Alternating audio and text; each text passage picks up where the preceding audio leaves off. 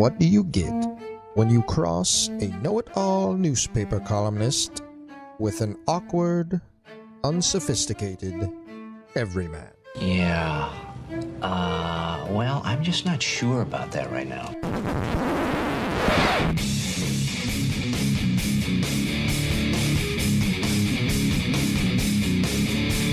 Welcome to Couch and the Rube. Welcome to Couch in the Rube, our Friday show, presented by our friends at Firekeepers Casino and Firekeepers iCasino and Sportsbook app. Download the Firekeepers iCasino today. Bet the NFL games this weekend. They've got some great specials, NFL playoff specials. They've got like 225 of them just on the Seattle Seahawks-Rams game alone. I'm looking at some of these. I'll probably bet 223 of them, which will not go well for me. Just some great offerings. It's a great time to download the app if you haven't done it. Or if you're looking for the in-house sportsbook experience, Dacey's Taproom and Sportsbook at Firekeepers Casino off I-94 in Battle Creek. No need to go to Vegas. It's better here in Michigan at Firekeepers Casino and Dacey's Taproom and Sportsbook. Jason, how you doing, brother? It's the American way, except America has gotten soft. Let's go green, go God. Graham.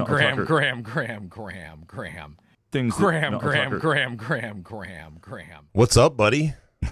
How are you? How was the West Coast trip with Solari? It's amazing. Did you have to pay for that chair? I don't. So if people weren't listening the other day, I broke another chair. Zion was a big deal because he was a huge guy, and I just broke my chair. That wasn't really it, but that's what it sounded like. Exactly. I messaged the guy who owns the Airbnb. So we're doing the show, and I'm sort of leaning a little on one leg or something, I don't know. And all of a sudden I hear this crack. And I broke another chair, which is live on the air. Live, yeah. And so I did, at the end, I was like, the place is great. We left it as you wanted it. We hope to come back again, all this stuff. But there is a chair that's got a little leg wobbly. I didn't want to fix it on my own. I don't know if I did it. I just sort of played that card. Smart. Yeah. And it'd be great if you listened to the podcast. Like, this MFer just lied to me, to my face. We, when I was up north once with my wife and some friends in Marquette, as we do. We learned a hard lesson on, like, we tried to fix something that we broke. There was like this piece of a coffee maker that broke, and we didn't even really break it, but she it broke. Threw it at you? Yeah, it was a violent disgust. Yes. Yeah. So we tried to fix. We ordered the part even. We had the part while we were there shipped to us. So we were like, we can fix this ourselves. Mm. And these people, like, there were some other things that we were upset with them about, and I had to defend my wife's honor in a review they did. But nonetheless, they were upset for us doing that instead of just letting them know. And it was weird. It was not great. Yeah, no, we cleaned. My wife leaves places spick and span. Weird. I'd give you guys credit for trying to 100%. Get it done. And they were upset. They said there was a little bit of sand in the apartment. My wife, we cleaned everything. And if there was a little bit of sand, we're in a town off the beach. Like, what?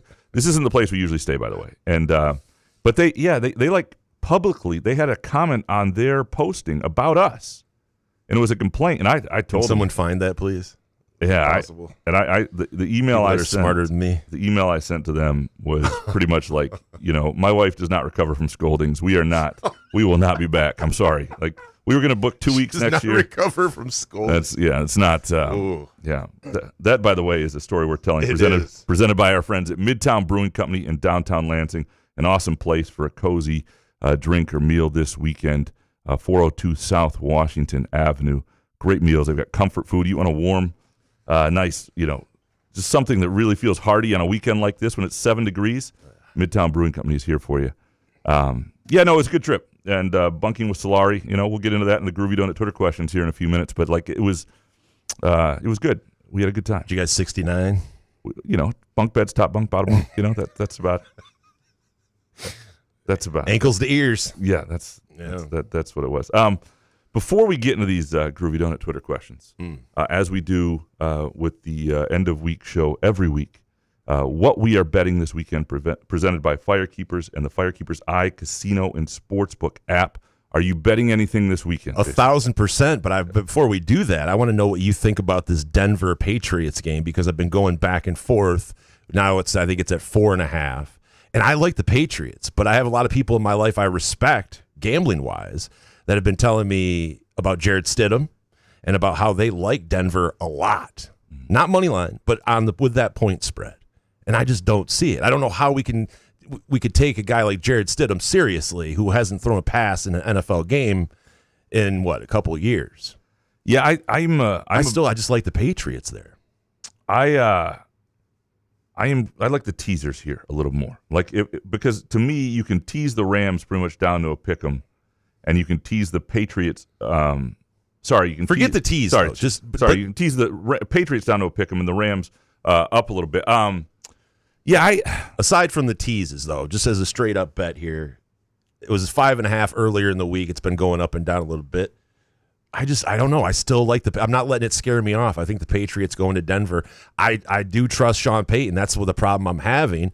I just don't see Jared Stidham. I just think Vrabel and that defense is supposed to be cold as hell. I just think he's going to have something for Stidham, and I think that they cover it by a touchdown. But anyway, my other bets, my touchdown bets that I have, 2-pick parlay plus 685. DeMario Douglas and our boy K9 Kenneth Walker III to score a touchdown apiece. DeMario Douglas for the Patriots and Kenneth Walker, just one touchdown plus 685. And I'm doubling down on Kenneth Walker, 2 touchdowns plus 340. So those are going to be my NFL playoff bets on Sunday. I mentioned the teaser. I'm definitely teasing basically a pick 'em for the Patriots, because I'm a little nervous. You asked me, do I think 7's too much, or I'm a little nervous about going into Denver. Do they cover a full touchdown? I can see that still being a close game. I heard people saying that there's no drop off to Jarrett Stidham from Bo Nix, and I'm like, what are we talking about? We just don't know that. The guy hasn't played in a couple of years. I don't. But wouldn't he be playing if all of a sudden they're just stashing away Jarrett Stidham? 100%. Yeah, but if you can get the Rams at like plus 9.5, and the Patriots at like pick 'em in a teaser. What is that, minus 190? No, that's like even money. A little more. It's like minus 130-ish. But it's not a bad play. That's a safe bet right there. It's kind of like that. Yeah, it's a really safe bet. But yeah, they've got one of the things I like on the Firekeepers iCasino and Sportsbook app. You've got bets like this: will both teams make a 33+ yard field goal? Oh God. Yes, 120 minus 120. That's it. Is there not going to be 2 field goals more than? I mean, they're not going to be field goals in this game. Well, is the win supposed to be up there? This is a minus 120. This is a tremendous bet. This is almost. I don't want to. My brain doesn't unlock till I see a plus sign. So I don't want to do a money back guarantee for listeners because it'll go wrong. But I'm telling you right now, like I love 33 on the Firekeepers iCasino and Sportsbook app. There we go. That's a news. The way we can do the sponsorship though. It's Couch's guaranteed play. You could just yell at Couch. That's what I do at home. I just blame you for shit. Download the app. Bet the both teams will have a 33+ yard field goal, and that's in the minus Broncos. 120. That's the Broncos Patriots game. minus 120. I'm all over. What that. does Vargas not know? Yeah, that's right. Vargas not know? One of the kickers is injured. We just don't. Yeah, we just don't. We don't know it. That is what we're betting this weekend. Presented by our friends at Firekeepers and the Firekeepers iCasino and Sportsbook app. By the way, I dodged a bullet, though. Thank God for the Rams. I want to hug Matthew Stafford because I'm going to Florida on Sunday, excuse me. It's not a vacation. It's going to see the in-laws. So do you consider that a vacation? It's not that I dislike my in-laws, but a vacation for me is when me and Treese go somewhere. Yeah. That's a vacation. That's a vacation for me. And Treese. So let me ask you this. Does Therese consider this a vacation? Of course she does. Right. Yeah, because Treese is a normal person and treats everything like you should treat it. I am the opposite, and I just am a weirdo, and I have my own quirks, and, Like, I remember taking Elizabeth to Maine with my parents. Yeah. And, like, I felt like it was a vacation, but I'm not sure she did. Well, what were the arrangements? Like, where were you staying? Because it was a beach. It was a house on the beach. We had our own bedrooms, but it's a kind of a creaky summer house. It's not like you're going to be getting dirty, dude. It's your parents in the same house. Yeah, and it's just a lot of time. It's a lot of time together. And I'm glad you're seeing it my way on this. Everybody handled it well, but yeah, no, it's not. And her sister is coming with the nephew Nico, he's great, by the way, great kid. I like the kid, but it's just like it's not. I don't know. When I have like everything set up at the house out there in Ovid at the Midnight Tavern, it's undefeated for me. like I got a putting green, I got 3 TVs. If I got weed, they're saying the storm of the century. I get food, everything like that. I got some heat. I got Norm sitting there. I'm good to go. I'm just saying. I'm looking forward to somewhat decent weather, good weather there. I mean, this weather here is a complete ass. So I don't want to sound like a complainer. Like, it sounds like I'm complaining. But come on, guys that are married, you understand what I'm saying. It's not the same as a vacation. It's Correct. not. There's because you got to be on your P's and Q's. You got to be on your toes. Wow. It's not great, But I'll say this: if you are spending the weekend with your father-in-law, bring them a muskox flannel, Dude, I might have to, because this is the best way to get on their good side. He is. Yeah, get on their good side. I know you're going to be in Florida, but especially if you're in Michigan, which is going to be like -7 this week, it's a great weekend for a muskox flannel. If you want to order one, go muskox.com.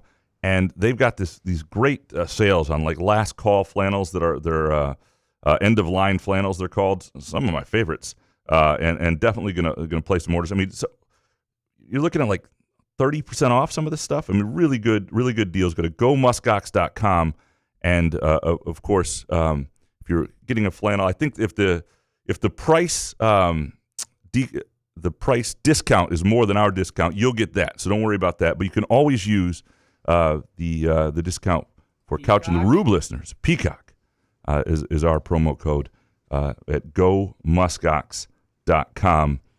All right, are we ready for these Let's Groovy Donut do Twitter it. questions? Yeah, man. Eric Schultz up first. MSU won a road game with absolute stinkers from their two best two guards and Kohler. Should I be more confident in the direction of the season that they can win a game like that, or more concerned that they can have a game where Teng, Kohler, and Scott combine for 2 points? Well, Scott and Teng, it's not 100% surprising, but you do want to start to rely on people more, because it feels like if those two have 2 points, there is a decent chance that you don't get a great game out of Trey Fort like you did the other day, right, making up for it. I think there's 2 ways to look at this. You could go either way. But, I mean, I think it is promising that they do seem to have some depth and guys that can have games out of nowhere, and they do seem to be able to survive games that aren't great. I mean, Carson Cooper goes for 19 points, right? I mean, that I think I wrote it's the closest to Akeem Olajuwon he'll ever look, and he played fantastic. Cohen Carr comes out of I think the fear for Michigan State this year is that they'll have a game where none of it's working, because they have some guys that you can't count on game to game. Cohen Carr, was terrific on Tuesday night, but he'll have games where he's not offensively as, I don't want to say engaged is the wrong word, but he just doesn't seem to play with as much purpose. And so maybe this is a turning point for him. Maybe there's, maybe because Carson Cooper had it going, that was part of the reason Jaxon Kohler didn't get the ball. So you're getting one of the two either way. So there's arguments there. I'm not, like, Kohler's had 2 games where he gets in foul trouble in this last one, doesn't get a lot of shots. I think Kohler's body of work this year is pretty significant at this point. But they were playing an Oregon team that is not going to be in the NCAA tournament, not going to be in the postseason at all. And while I think, they're not the worst team in the world talent-wise. They're not going to be in the the CBI tournament? I mean, we're saying all of postseason? That's a team that's going to be happy for their year to be over when it's over. I mean, they've had injuries. It's been hell. So the question, should you be concerned? I didn't leave the game overly concerned. I thought you were probably more heartened at what you saw out of a guy like Cohen Carr, who needed a day like that. I am curious, though. I think this team still has things to prove a day in and day out. Can Kur Teng be consistent? Can Cohen Carr be consistent? Because and Cohen Carr doesn't need to have 15 points every game, but we know what it looks like when Cohen Carr is playing well offensively. And that's what it looked like the other day, and it doesn't always look that way. And it's tough to be critical when you see the Walton brothers at the end of a game, right? Because they're in, and it's a blowout. If you win 2 games on the West Coast, and look, they lost both last year, and the second game, like one of the USC Washington games were similar in terms of talent. Oregon, UCLA were different, so it's not the same. But when you go out there and you win twice on your West Coast trip, and you're 7-1 in the Big Ten, coming home for 2 games or for a game against Maryland, you ought to win. A game at Rutgers, you ought to win, and you're very likely going to be 9-1. And look, the crux of the schedule is still ahead, but 9-1 is still 9-1 at the turn. That's a really good place to be. I wouldn't be overly concerned, but we'll find out what they look like. Michigan, Illinois, Purdue, Indiana on the road, Michigan on the road, like those games at that, if guys aren't at their best in those games, what does it look like then? Because that's what you want to find out. Because you're going to have to win a lot of games. To get somewhere in the postseason, you have to beat teams sometimes not on your best day, and it's a one-off deal, and so you want to see what that looks like. I'm reading the tea leaves. Are you saying that this team is better without Jace Richardson? No. Oh. I am saying this team is better than last year's team. But this year's team with Jace Richardson would be even better. If you put Jace Richardson on this year's team, they might be the national favorite. Damn. But no, they're not. But I think the whole sum. I think Carson Cooper and Jaxon Kohler have taken significant steps. They're better players than they were a year ago. I think Jeremy Fears is a much better player than he was a year ago. That's the difference. He wasn't an all-conference point guard last year, and so when you have those sort of things, and I think that's why overall, and the addition of a guy like Jordan Scott and some of the length and how that changes things. I just think other parts have made up the difference and made them different. Dominic next. Jason, what are the percentage chances you and Norm invite Jay Riemenschneider to the Midnight Tavern for a Lions playoff game with Graham there as a sweaty palm mediator? Well, we got to get back to the playoffs first, Dominic, and then we can go from there. But, yeah, I would say it's highly unlikely that Graham would be there. I'd invite Jay. Absolutely. I just wouldn't want Graham and his, That's fair. His mom, you guys, what are you guys fighting about? Like when I used to talk shit to my stepdad or something. It's like I would bring Groovy Donuts, by the way. If I just don't like his attitude about certain things. My attitude? Downer. No, Riemenschneider. Oh, Riemenschneider. Yeah, I like Jay. I don't know the guy. I mean, he doesn't even have a thing on his avatar. You can't even get associated with a person like that. I'm just saying his takes are ass though. They're for the most part just a downer ass segment. Like it's like, I don't like pro sport. It's just that whole. All right. Yeah. I mean, I like you, Jay. I don't know what the Rube's doing here, and I hope you. Is he like a personal friend of yours or something? I mean, no, I'm not but he's trying a to say long-time listener. What? I can't. We can't back and forth with a listener. I mean, just maybe he thinks a lot of things I say is ass. That's totally fine too. He doesn't like golf bets. I mean, or something like. People come at me. Who cares? I can understand. I'm not for everybody. Jay and I. Ask my in-laws. Jay and I will be at the Midnight Tavern with you, and we'll bring Groovy Donuts. 69 and over. How about you defend me the way you defend Jay Riemenschneider? By the way, this weekend, this PB&J Groovy Donut looks tremendous. Tremendous. Available Thursday through Sunday, 7 a.m. to 1 p.m., both locations, East Lansing, Lake Lansing, on Lake Lansing Road in East Lansing, and also in Williamston. They also have the chai old-fashioned donuts and still the sticky bun apple fritter of the month. I'm telling you, buns. It is worth your time. Go to groovydonuts.com, place your order today. Don't show up at a football party without Groovy Donuts. People will actually like you. Really good pianist. Yeah. Dominic, Jason, why didn't Graham say Merry Christmas back to me? It's been nearly a month. Is it because he's so woke that he was offended I didn't say Happy Holidays? Damn, dude, you can't respond? You haven't talked to him since Christmas? I mean, the guy's just trying to bring Christ back into Christmas. Dominic, if I didn't respond, I apologize. I do remember the Merry Christmas you sent me, so that is not good, though. I'll have to hold on. So you ignored it? Give me some Hoff. Let me look up Dominic here.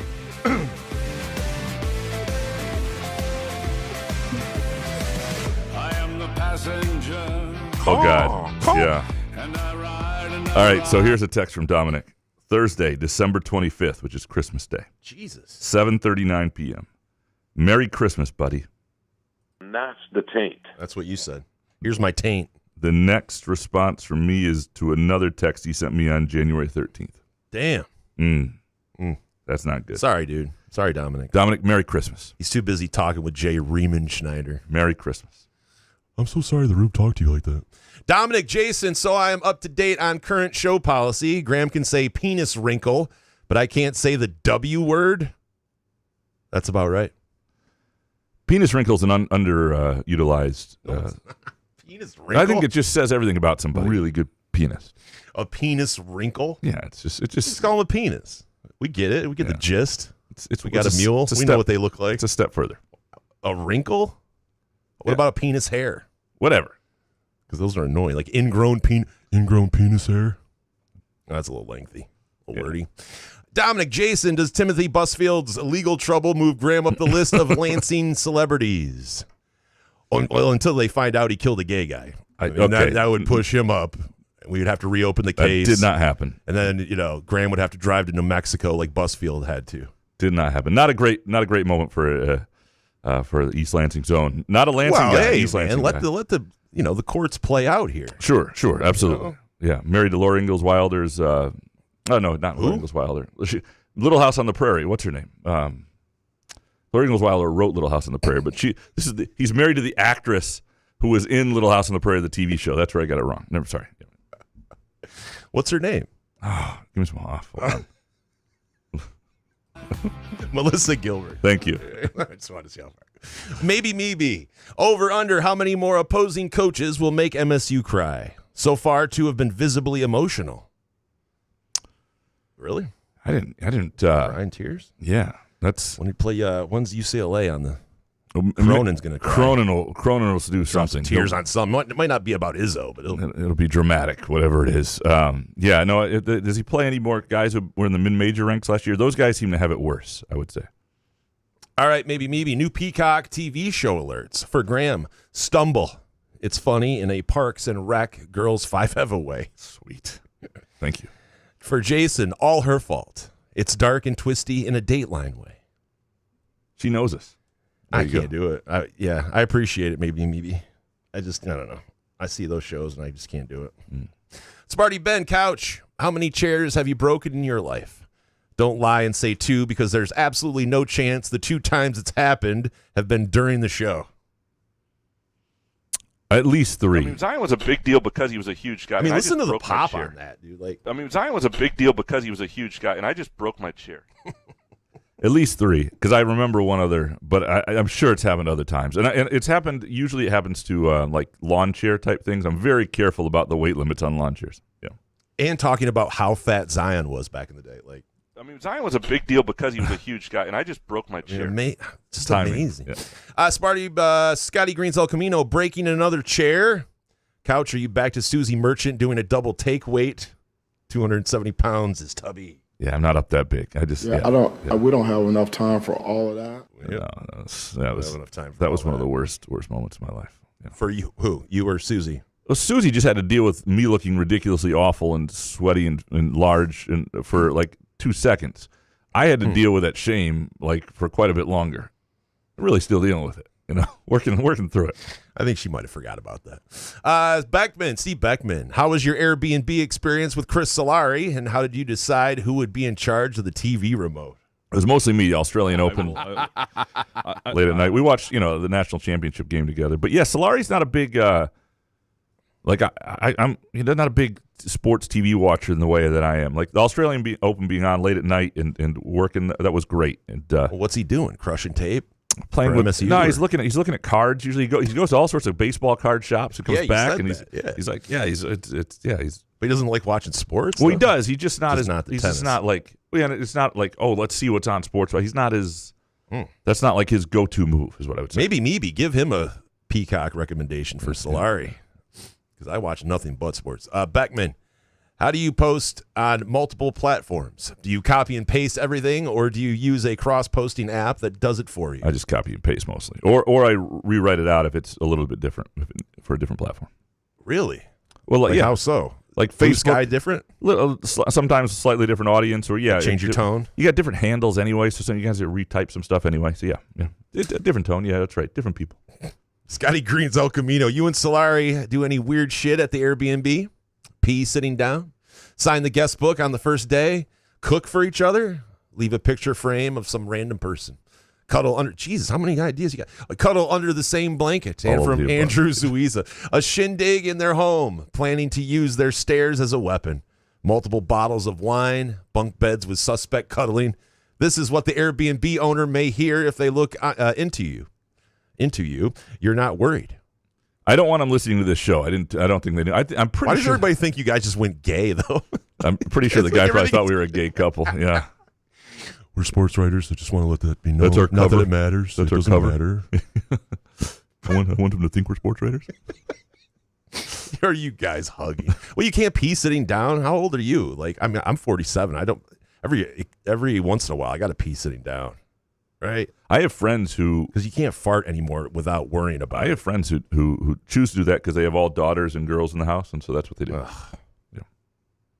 Great. Girl dad, hashtag.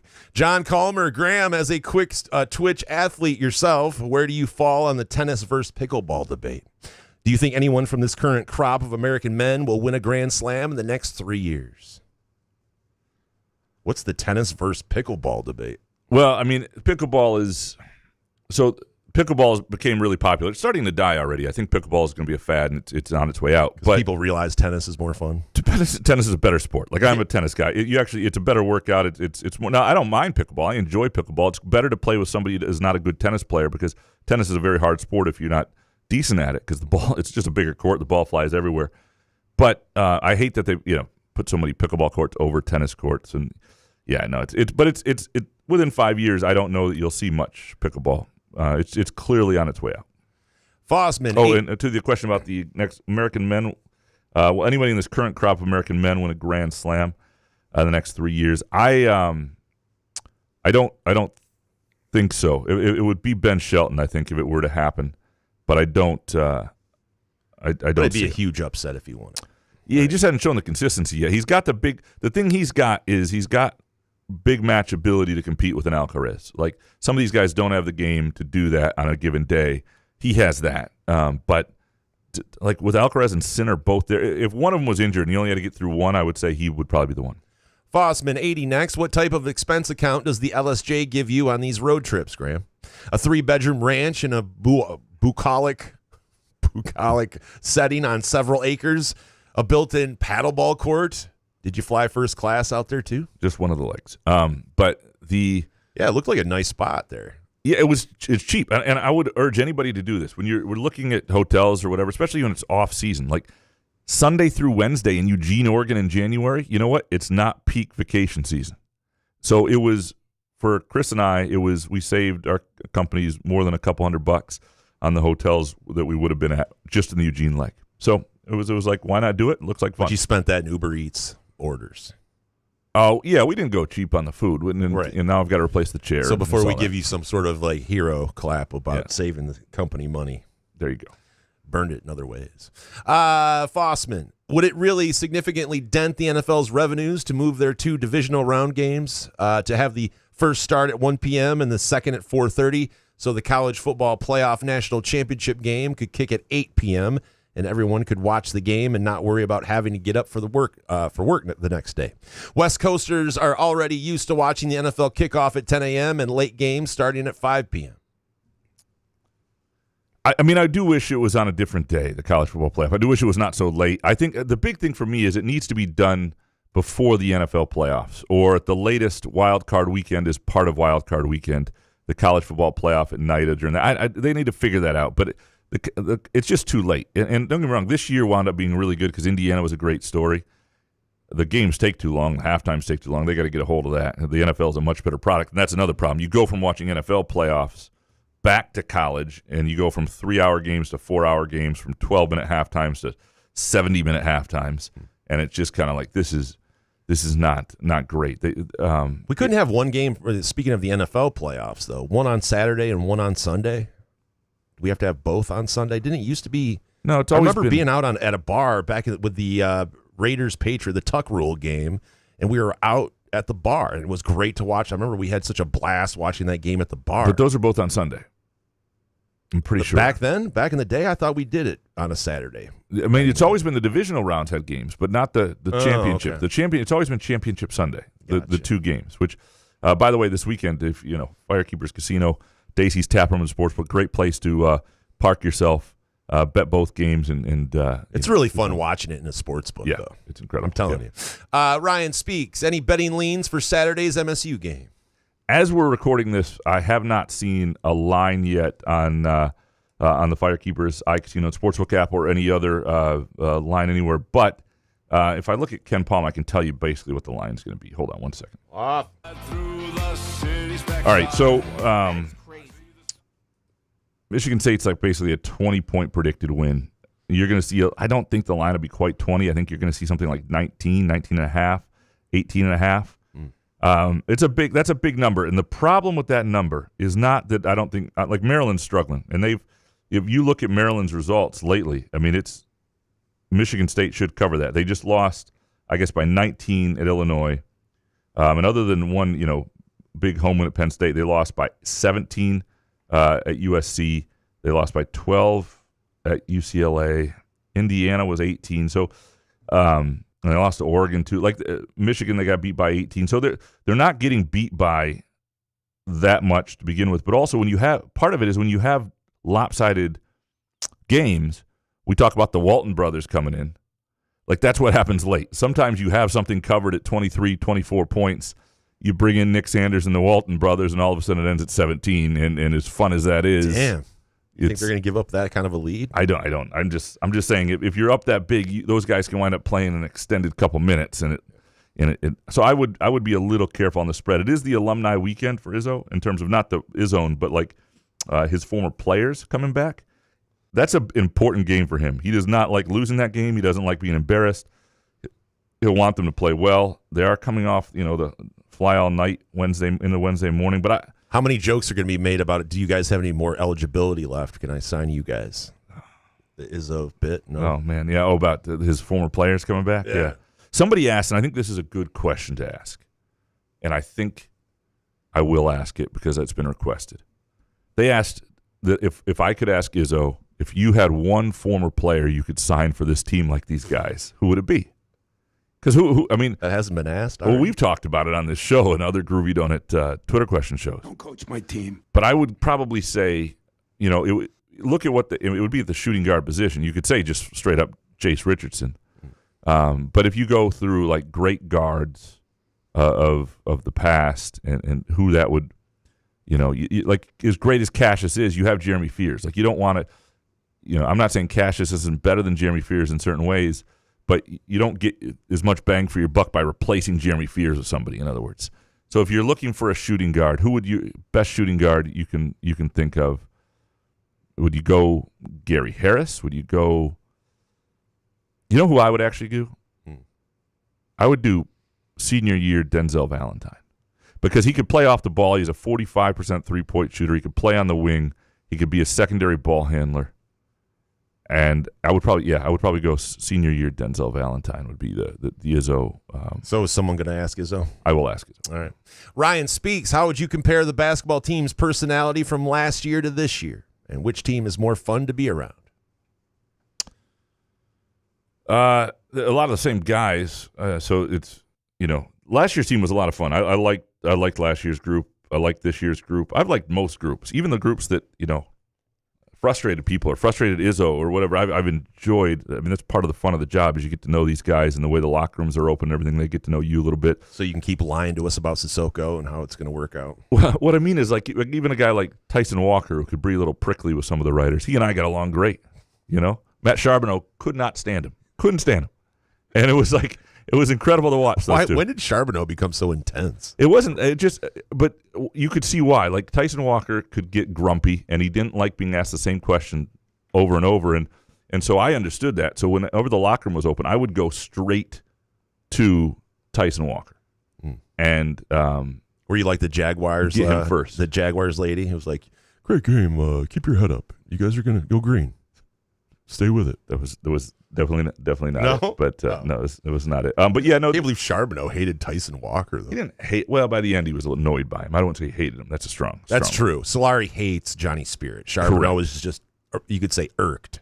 Yes, that's a better way of putting it. This wouldn't be like a cage match where Solari and Johnny Spirit would be in. It was where a grown man was mad at an athlete for getting asked the same questions and could not. The older guy could not understand why that was. The younger guy was annoyed by it. But the younger guy couldn't understand that also that's part of being you're going to have different reporters come up to you at different times. You just got to answer Charbonneau Jay Riemenschneider? Charbonneau is Jay Riemenschneider. I knew it. Yep. Busted. Skylar Verdon, during the AFCON soccer final, the two teams' opposing writers got into a fight. If you or someone from the MSU beat was to get into a fight with another team's journalists, who would it be and which team? Other than Solari fighting Johnny Spirit, of course. Probably me and a national writer. It wouldn't even be another team. Oh, my God. It would be the greatest day of the show. I'm trying to think if we would break down that film. I'm trying to think if there's another writer that really annoys. Mitch Albom.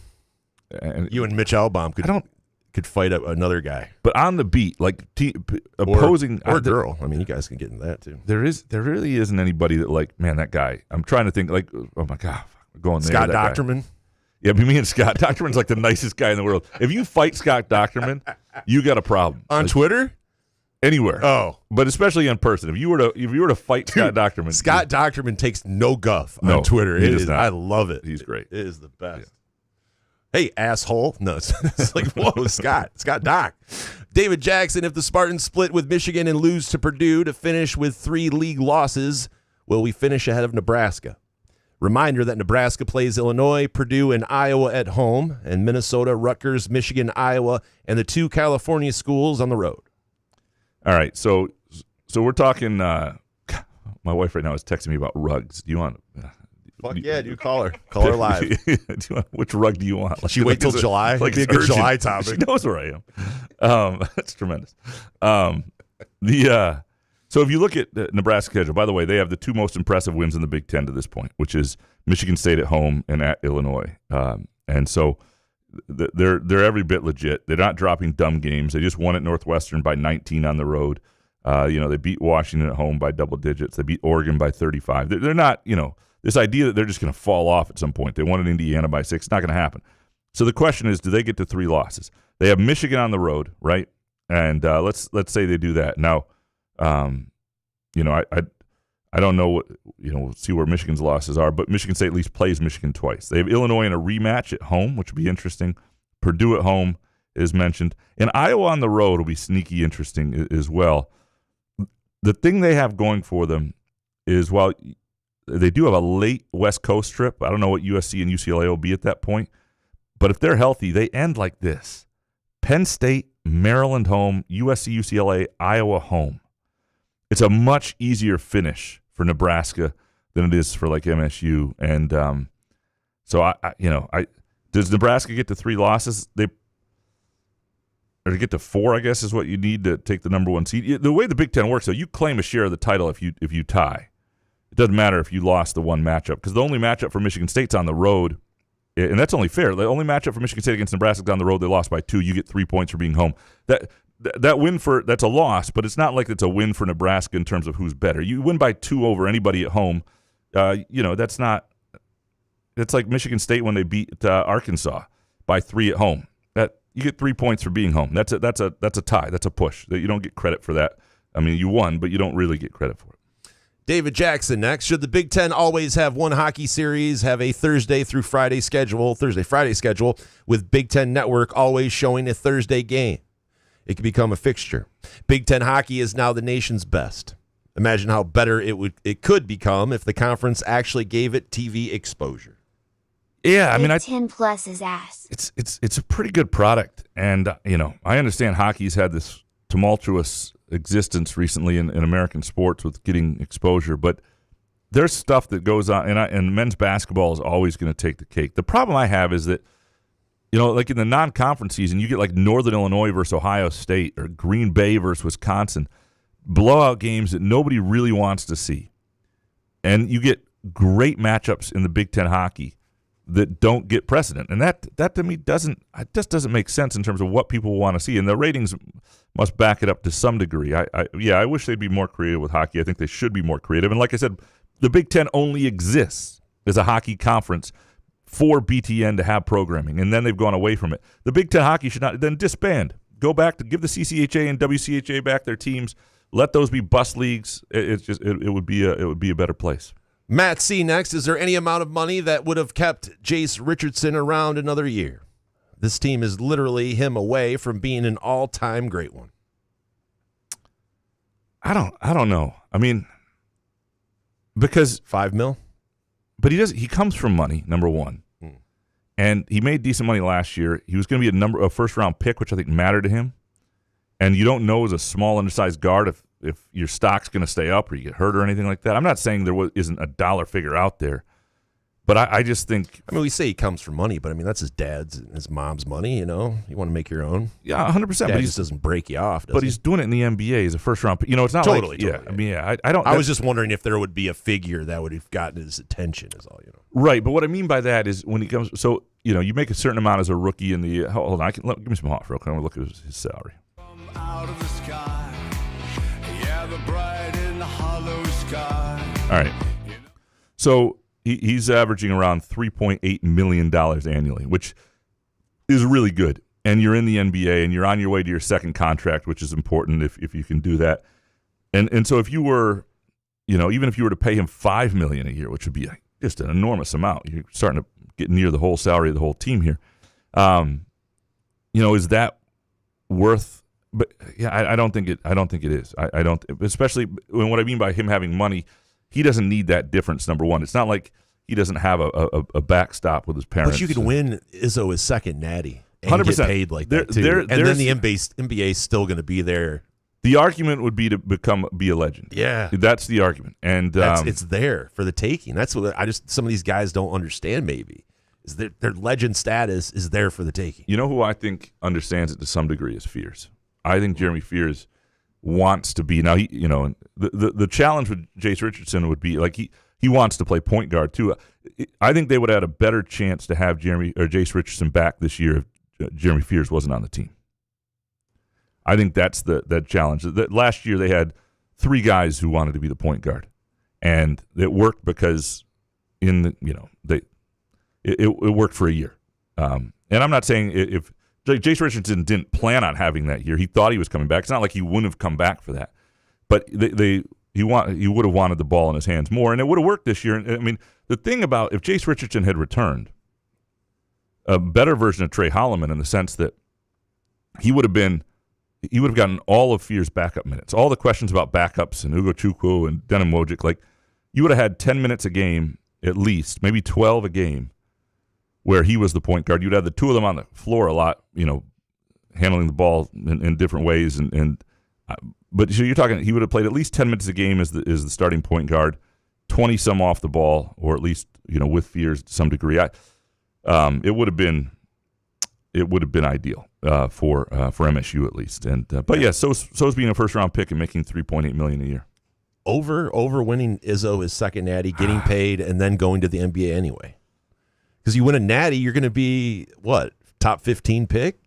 If things go well, correct. And this is a good draft this year. But if things went well for you and you were an All-American who led Michigan State to a national title, and you were going to be a first-round pick again, and while you delayed a year getting to your second contract, that might have been worth it. But again, $3.8 million, you're not going to take a pay cut to do that. I think that's the NBA first-round picks is still better money than most of these guys are getting in college. C.E. Sikenga next. What are the odds Jaxon Kohler could find a way to get a 5th year? And if that's a possibility, would he want one? And from Moneybag, Izzo talked and joked about just getting a lawyer and getting Carson Cooper a 5th year. How realistic is it that Cooper or Kohler are back next year? So every time there is another player who applies for an extra year, or it looks like, how's that guy got time left? I always look at his circumstances relative to Kohler and Cooper, especially Kohler, because Kohler missed, that whole first 2 months of his sophomore year. Now, the challenge with that is he still played, because of the NCAA tournament, Big Ten tournament, I think he played 20 or 21 games. And the closest we've seen is a guy coming back who doesn't seem to have any eligibility left, who played 17 games. But you are getting to a realm where it's like, well, what's the argument here? I mean, this guy, played not spot minutes, but a smaller rotational role after missing 2 months with an injury. The Cooper argument, I mean, these guys are post-COVID players, so the COVID year doesn't help them, and they're they played all 4 years of eligibility. So there's all sorts of arguments they should just get a 5th year if all these guys can come over older or whatever. But it's really hard to argue under the rules right now. I don't know what the law would be. If everybody goes to a 5th year, which could happen, I don't know how quickly, probably not in time, that would be probably the best scenario, that somehow that gets moved. But it would have to happen pretty soon, because obviously, a year from now they're gonna need another 5, and just getting one of those guys back, I think Kohler is the better player, but in terms of what they need next year, as long as Cam Ward returns, having Cooper's defense at the 5 especially since a guy like McCullough's shown he can stretch defenses and things like that. I think Cooper would be one. But he's played 4 years. I don't know where that would go. It'd have to be everybody's getting a fifth year. That would have to be it, I think. Big John Hogg next. Snow days as a teacher are one of life's best things. What are your feelings on MSU needing to go grab another center from the portal next year? Ethan Taylor is a project big, and McCullough won't be able to hold down the fort by himself. Yeah, they're going to have to add one. And, I mean, that's why when Izzo says his mistake was not redshirting Cooper, like, you can say that now. His mistake was also not redshirting Kohler as a sophomore. Like, this happened. Coaches in the moment struggle with this, and Izzo is not immune from it. And Don't coach my team. Not the only coach I've covered or been around who's done this. They see that year. They see the need now. They can't picture.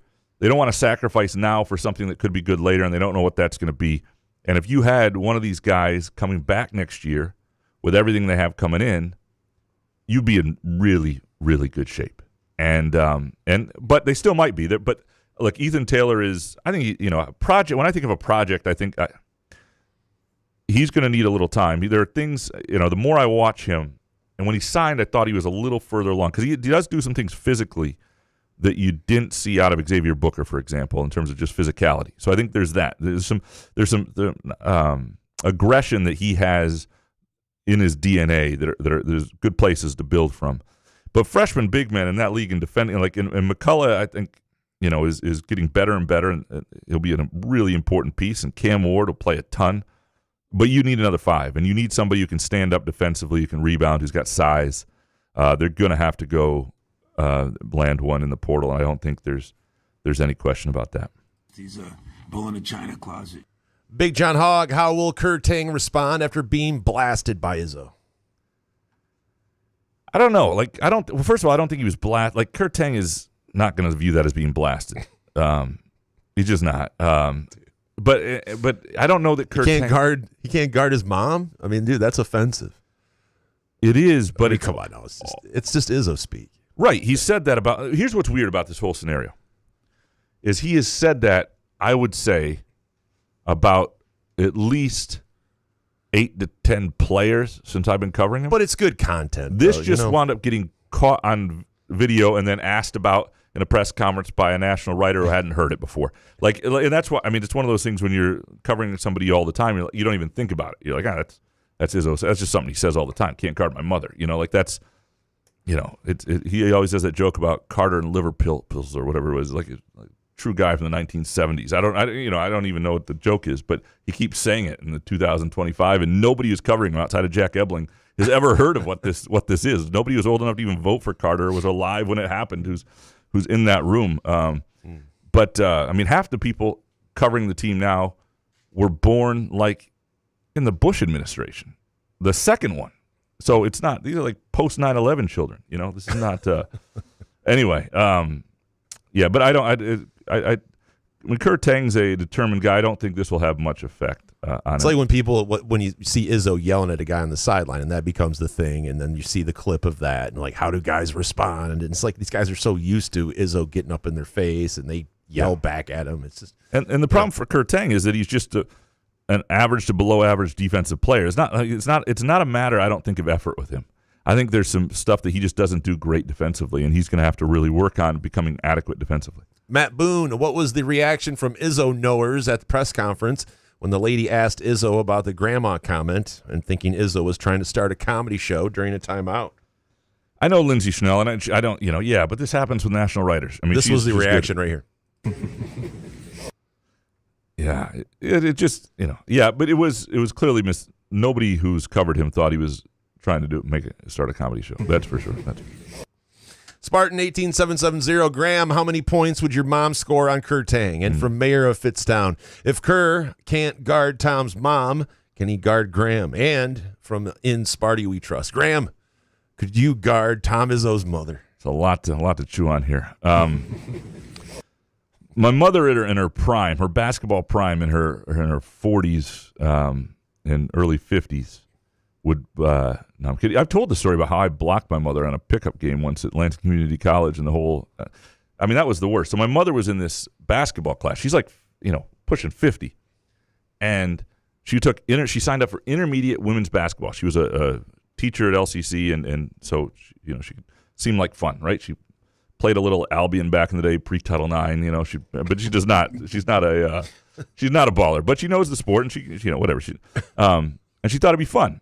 Only 2 people show up for this intermediate women's class, so it gets combined with the men's open gym on Sunday nights, which is basically Lansing Community College's team back, especially when they were D1. This is like, 5 D1 ballers, a bunch of D2 guys.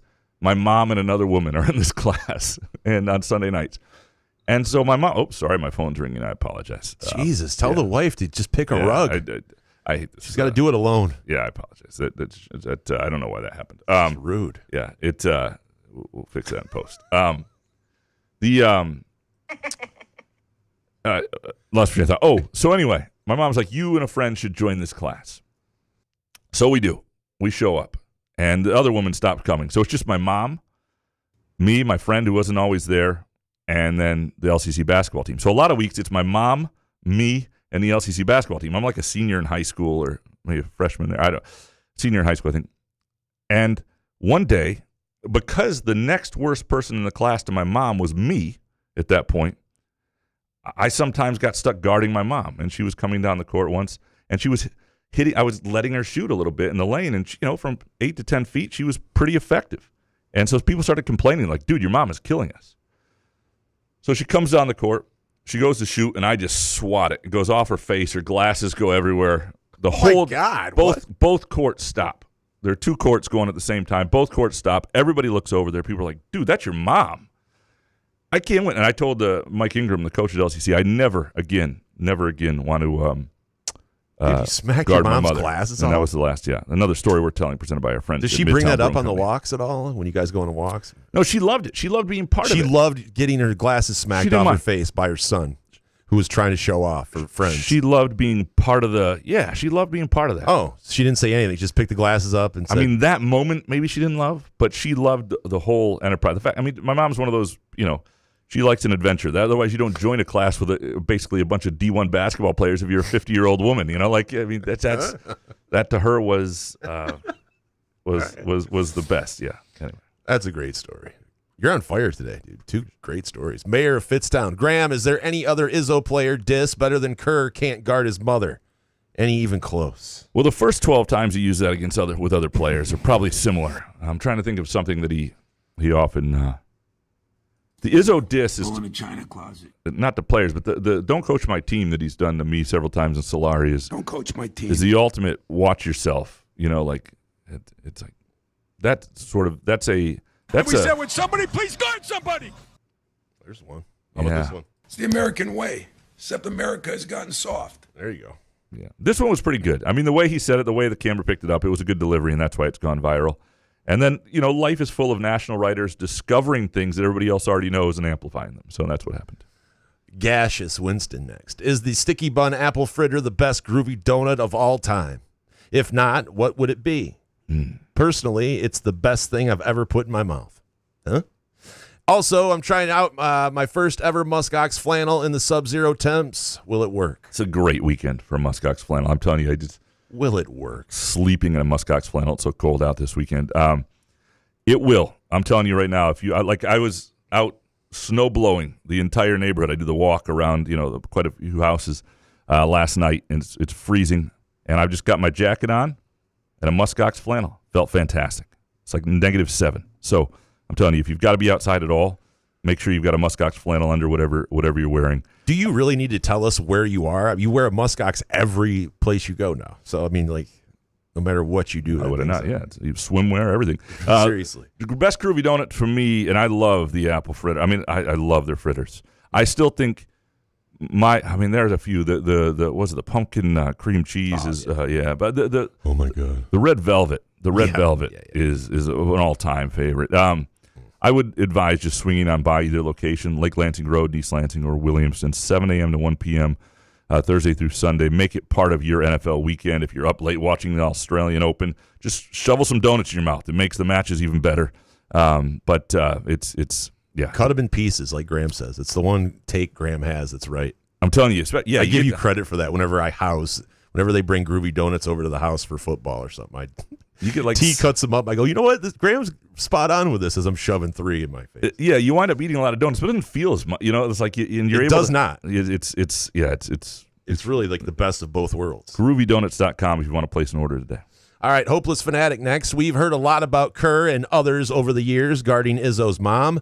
Could be time for a new hyperbolic jab from him. Maybe he could change it up. Couldn't guard Graham with a baker's dozen groovy donuts in him, with a broken chair attached to his ass, some MGs in him, etc. Other ideas?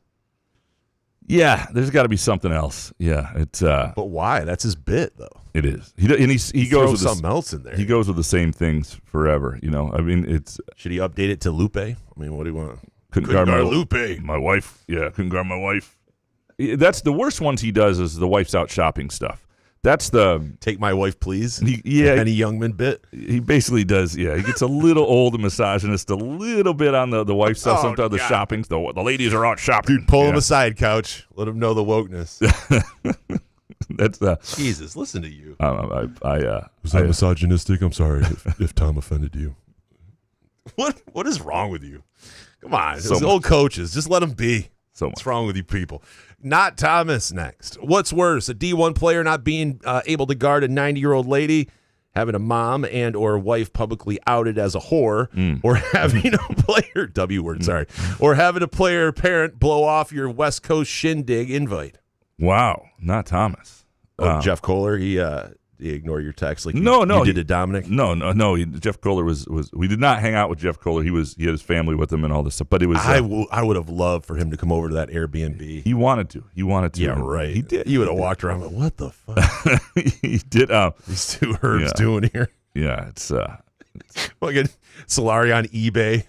Trying to win an auction. I would say it's number 2. You don't want number 2. All right, Matty B. Graham. I was on your side with the Jacksonville presser, but my word, did that reporter really ask Izzo if he was trying to make Tang laugh? Lady, we're in a dogfight with 8 and 10 Oregon on the road. We got to ask better questions if we're going to protect the press conference. Yeah, it wasn't great. It wasn't. I mean, I was like, there's no like. But how are they in the same category? Like, I'm not saying that was a great question by, I didn't know who asked it. Lindsay, yeah. Right. But if she would have opened the presser with the first thing and she would have said, Tom, that was a great win. Let's keep it going. Go green. Like, go God. It was. Like, they're not the same. And what she did was much more standard for national writers when they like to pal around with Izzo and cuddle up with him, so to speak. That's just like me and Solari at an Airbnb.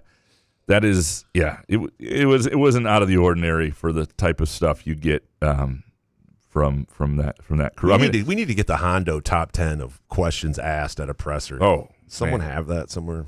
Hondo is come on. If we want to talk about that, the lady even at Jacksonville would pale in comparison. Well, and Hondo used to time them, and I do this occasionally with Stephen Brooks too, because his are long sometimes. But I think Hondo had the record. Maybe it's Brooks. One of them had a 43-second question, and I would just, as soon as they start, I would look on the stopwatch on my cell phone. See, I blame Ebling for Brooks though, because he's been around Ebling a lot. I'm sure Ebling tells him that's the way to do it. I don't think it's just natural. I mean, Brooks asks good questions. It just takes him a while to get there. Yeah, so does Ebling. Yeah. That's the same thing Ebling does. The wind-up is, sometimes you're like, that's a really good question, but I fell asleep during the first 30 seconds. Fuck, man. Into it. Wait, what did you say? I forgot the question. Yeah. Keith, stop run next. So is it pretty much going to be whoever has the hot hand will get the most playing time for MSU at shooting guard going forward? And how do you know who has the hot hand? Because that's a tricky thing. I don't think so. I think what happened at this last game was, and I think Kur Teng, they're starting to trust in terms of shooting. Now, things didn't go well for them, but they had been more regularly. I think the one thing that happened was Trey Fort coming in and showing he can be an effective replacement and an additive player when things aren't going right for the other guys. Because Jordan Scott wasn't playing well at all. And he's at a couple road games now where that's happened, where he looks like a freshman. I think they were helped by the fact that there's a little bit more faith in Fort. They'll go to him. And I think Fort, he talked about this afterwards, really letting the game come to him, where he's grown and where we haven't gotten to see it a lot because after he wasn't good at this, they I don't want to say benched him, but they didn't give him as many chances. Shot selection. He understands if he comes in and jacks shots that aren't the right shots, he's going to be on the bench. And so I think, he shot within himself. He made 4 or 5. He's not always going to make 4 or 5. But I think they'll be quicker to go to him if it's not working elsewhere. But I ultimately think it's going to be, like Devine has some limitations. And what's interesting about Devine, and this is the thing with Fears, it's interesting. Devine Ugochukwu was open on the wing a lot early in that game, and Fears just looked at him and kept on going and went elsewhere. There's not a lot, like if he's going to be your starting shooting guard, and teams are going to defend him like that, you got to give him the ball, or you got to not start him. I don't think that's a little. Why bit do you of think an Fears issue. did that then? Because I don't think he trusts him to make it. I think he thinks they can get a better shot. I think Fears knows he doesn't remember Madison Square Garden. That was Kur Teng. Oh, wasn't it? What Ugu? What was it was the Penn Ugu? State was Ugu. Penn State was It's Ugu. just one game, but it's pretty much just one game at this point. Right. It's still one game. It's one. Yeah, I don't think he thinks it's going to be duplicated. Like if Kur Teng was there, I think he would have passed him the ball a lot of the time. Interesting. All right, Jonathan Smith's burner next. Do you guys think Cohen Carr got his swagger back against Oregon? It was nice to see him take threes with confidence and go to the basket aggressively. I think he did. Yeah, I saw some swagger. He just got to keep it. Yeah. The thing with Cohen Carr is we've seen moments like this before. He just can't disappear. And like when they play Michigan, they need Cohen Carr to look like this Cohen Carr. Again, doesn't have to hit 3 threes. I mean, that's great if he does. But it's all the other stuff. It's the way he rebounded. It's the way he attacked. When he picked up the ball and went through a dude to finish, and it wasn't even for a dunk, it was a layup. That's like peak Cohen Carr, but that's something Cohen Carr within his control can do all the time. That's the stuff you need to see. He's a next-level athlete who it really doesn't matter who your rim protector is because he can finish through you. That's the stuff he's got to do, and I think he knows that. They've also got to make sure they get him going early and work to that. And but a lot of it, I think, a lot of it is on him. Jonathan Smith's burner. Rube, who do you got winning the Amex, the American Express this week? I bet on Robert McIntyre, but Scheffler feels inevitable. Yeah, he's up top of the leaderboard, though. I think he's one shot back, but I got Scotty. I didn't pick him outright because it's just not, pre-tournament. Well, I forget what this number was, plus 750 for Scotty to win the tournament, I guess. I don't know. Is there value in those when you know Scotty's going to be atop the 5? I put him in a bunch of DraftKings lineups, but I have a couple top 40s. Yeah. I mean, I didn't pick any outright winner because this is like a huge field. There's a cut after 3 rounds, so it's a little bit different. You can, but if you do have a bet, you can bet that at the Firekeepers iCasino and Sportsbook app. You can also bet the Australian Open there. I've got some. I'm telling you, I have some picks I really, really like, and there's still some value, a little bit. I think Anna Samova plus 700, Miran Drave is up to plus 900. I think the American though, she just won last night against Paoli, I think it was, or whatever. But she. Eva Jovic, right? Jovic, yeah. Eva. She the Jovic. one that danced afterwards, or no, she's 18, wearing orange. I don't know, but she's 33-1 still. I still think if you can get that. She's 18 and wearing orange. Thank you. I'll look for that. I just think it's cool. Thanks for the description. Yeah, she's in her quarter just to get to the semifinals. She'd have to get past Sabalenka, but I think she's going to give her a fight. She's plus 600. I don't hate that bet. You can download the Firekeepers iCasino and Sportsbook app. We'll take a really quick break. More of your Groovy Donut Twitter questions when we get back. Couch in the Rube, presented by Firekeepers and the Firekeepers iCasino and Sportsbook app. And today also by our friends at Muskox Quality Flannels. Where else can you cheer on your team, enjoy a mouth-watering burger or savory sushi, sip on handcrafted cocktails, or one of 46 beers on tap? Take your game day or date night to Cask & Company Kitchen Bar or Front 43 Neighborhood Pub near Frandor. 2 amazing places with one awesome blended modern American-Asian menu. Catch the game on one of 30 60-inch TVs or stop in for the all-you-can-eat lunch buffet. Enjoy happy hour or elevate your night out at Cask & Company or Front 43 on East Saginaw in Lansing. Ever wonder how comfortable you can be and how good you can look? Put on a Muskox flannel and find out. Muskox has new arrivals for this fall, including the Caper Green Grand Flannel, which even makes couch look good. Muskox is a Detroit-based flannel company that creates soft and durable flannels made to last a lifetime. They become a great partner with Couch in the Rube, not just because they make us look good and feel good, but because they're good people too, and a socially conscious company. For every $100 purchase, $10 is donated to the Alaska Wildlife Conservation. Muskox flannels are designed with 100% cotton that is ethically sourced and double brushed for softness. Feel the quality and comfort of a Muskox flannel by ordering at gomuskox.com, where Couch in the Rube listeners can enjoy $15 off their flannel purchase with the promo code HOFF. Come enjoy irresistible, award-winning, handcrafted donuts and locally roasted coffee at Groovy Donuts. Surprise your family or coworkers with special holiday designs and flavors, or put the perfect finishing touch on an event with a custom order. Birthdays, weddings, gender reveals, our friends at Groovy Donuts are your answer. Experience the Groovy Donuts difference for yourself on Lake Lansing Road in East Lansing or in Williamston. Get more information or place an order at groovydonuts.com. If you're looking for a relaxed vibe, great food, and an outstanding beer selection, Midtown Brewing Company in downtown Lansing is your place. Enjoy their famed chicken and waffle fries, fish and chips, or any of their delicious burgers or salads. Midtown Brewing Company also offers 40-plus beers on tap, including ciders and seasonal offerings and daily happy hour specials. The spacious and cozy vibe makes Midtown Brewing Company a perfect place for a beer with a friend, a work lunch, or to watch the games on its big screen TVs. If you'd rather eat at home, Midtown Brewing Company offers a terrific carry-out menu and free delivery on orders of $20 or more. Visit MidtownBrewingCompany.net or stop by 402 South Washington in downtown Lansing for the Midtown Brewing Company experience.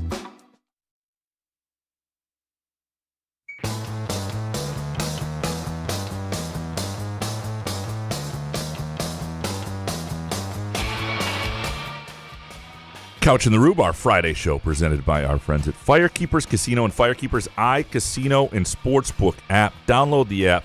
Bet the NFL games this weekend. Some great NFL specials on the Firekeepers iCasino and Sportsbook app. Or again, Dacey's Taproom and Sportsbook. If you've never been there, it's worth the drive. It's a really cool experience at Firekeepers Casino on I-94 in Battle Creek. And also our Friday show presented by our friends at Muskox Quality Flannels. GoMuskox.com. And Peacock for $15 off your flannel purchase. You're going to go down to Firekeepers. Just have a Muskox flannel. Be warm. Get down there. You'll, have your best day. Sparty Barb. Next. Is Jaxon Kohler ill? He looked sluggish in both the West Coast games and did not bring his usual game time energy. He was ill the week before. I don't think he was. I think he got in foul trouble. The ball didn't find him that much. And maybe he's a little worn down, but I don't think he was ill. Not at least. He's not going to show it. He's not going to tell anybody.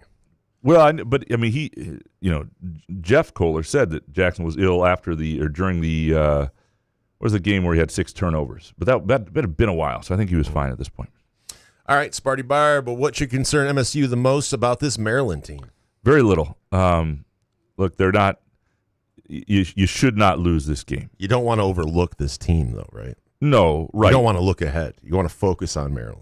Right, and they have, I don't know how to pronounce his last name, David Coit, I believe it is, but he's... Sounds accurate. Yeah, thank you. Their point guard who had, he had like 43 points against Penn State, at 35 against USC, just 15 against Illinois, but he was 1 for 8. So, but he is a guy who can hit threes. Tom Izzo's mom had 30 against Penn State. There you go. Right. But so, yeah, you want to make sure, and fears will be on him, like that he doesn't really get going. But, I mean, at home, this should be a game they win. It's just been a miserable lost season for Maryland.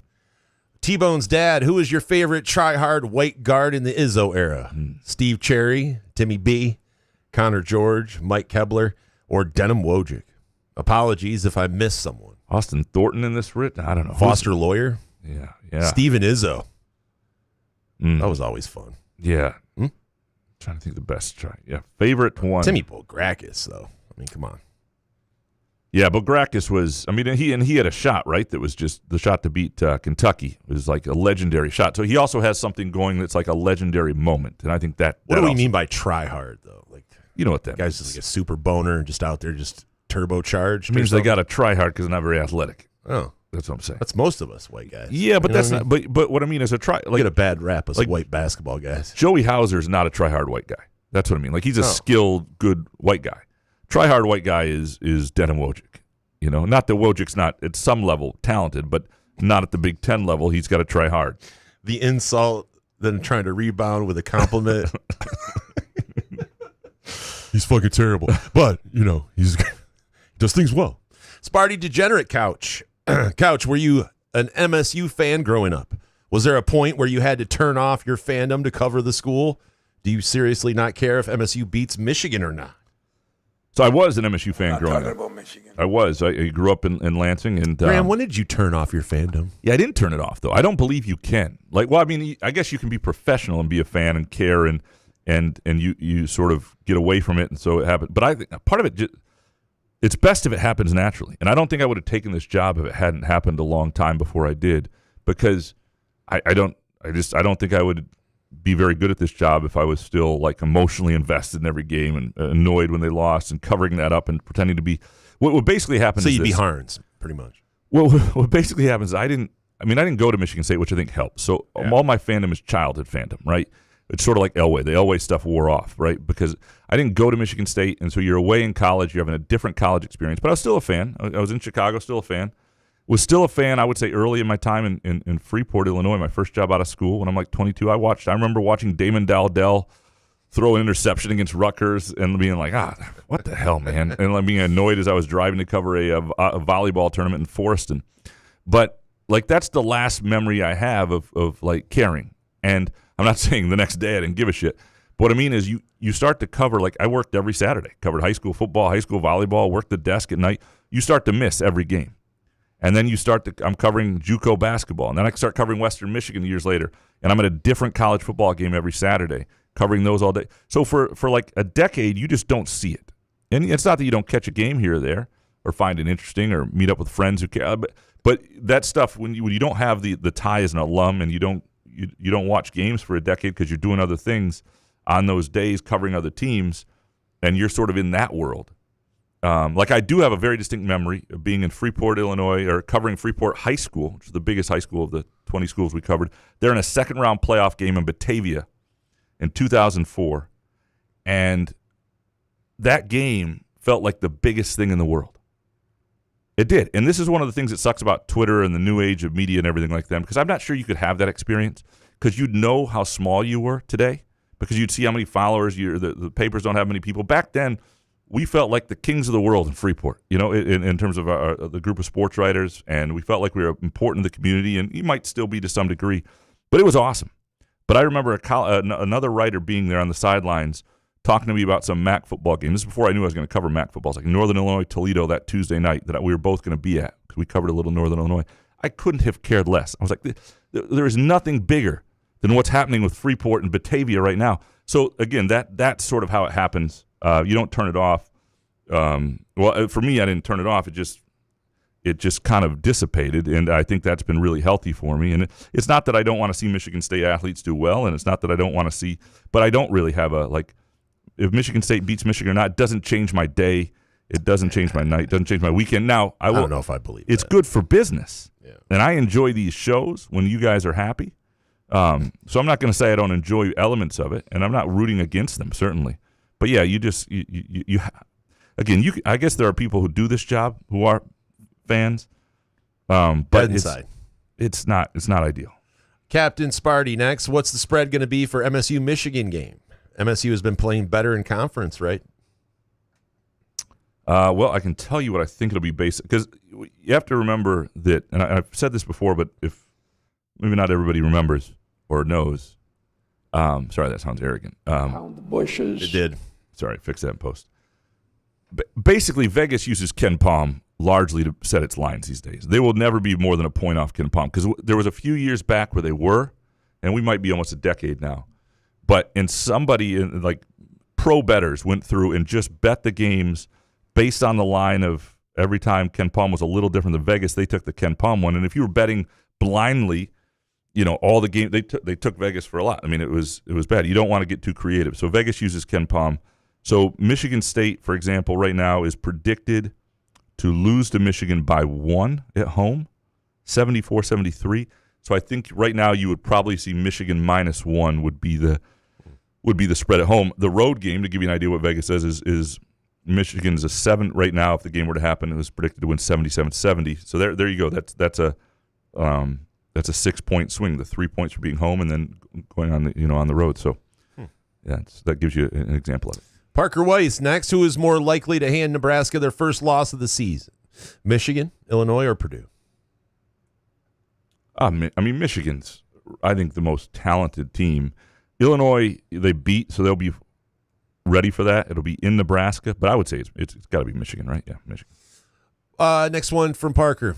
Is the game on January 30th against Michigan a must-win for the Spartans? No, but if if it goes really poorly, it's a deflating loss. And so it's not like there's no must-wins in college basketball. If you want to win the Big Ten, it would be really helpful. But you do play them again. There's a whole month ahead. Michigan's got tough games too. Last year, you can recall when Michigan State lost they lose 3 straight, didn't they? At one point, or 3 they lost a bunch right in a row after having that great start, and it looked like they were going to fall out of contention. And then they rattled off a ton in a row and won 17-3, and nobody saw that coming. The tougher games were down the stretch, so it's not a must-win. There's no way it's a must-win. I don't care what court it's on, but it's an important game to play well and look like you belong at least at their level, because Michigan is the team in the Big Ten that has most looked like they are at this maybe Arizona, UConn, Michigan level. Now, Michigan State played a Duke team that a lot of people think at that level, and it was a close game throughout. So, but you don't want it to be deflating. It's a must-show-up game. If you lose the game by 4 or 5 points, that stinks. But nobody's thinking that team's going away or not capable of winning that game. If the game looks like you're overmatched, that's a big problem. Parker, why the hell does Michigan play at Duke February 21st? Normally, I say this is a bad idea. Out-of-conference games in February, it's unnatural. I remember Michigan State playing Georgetown on February, 3 weeks earlier in this February 21st game. But in 2014, and Appling's wrist was, banged up, and they just needed a break. And instead, they had this Mark Hollis creation in New York City on February 1st in a game that was out-of-conference play. Because it's unnatural. Once you really fully step into conference play, that's where your mind is. To step out feels weird until March Madness. Duke's a big enough brand. It's a marquee game. I'm sure it's set up for television, and it's when the date worked. Usually I don't like it, but this game might be marquee enough that it kind of works. Professor, next. If Izzo had his coaching career at a blue blood, Duke, UNC, etc., would he have the same success? I don't know if they would have given him who knows? It would be a totally different scenario, right? They're not going to hire an assistant for Judd Heathcote there. They certainly probably wouldn't be as patient as Michigan State was with him, but he'd have more advantages too. It's a hypothetical that's almost impossible to imagine.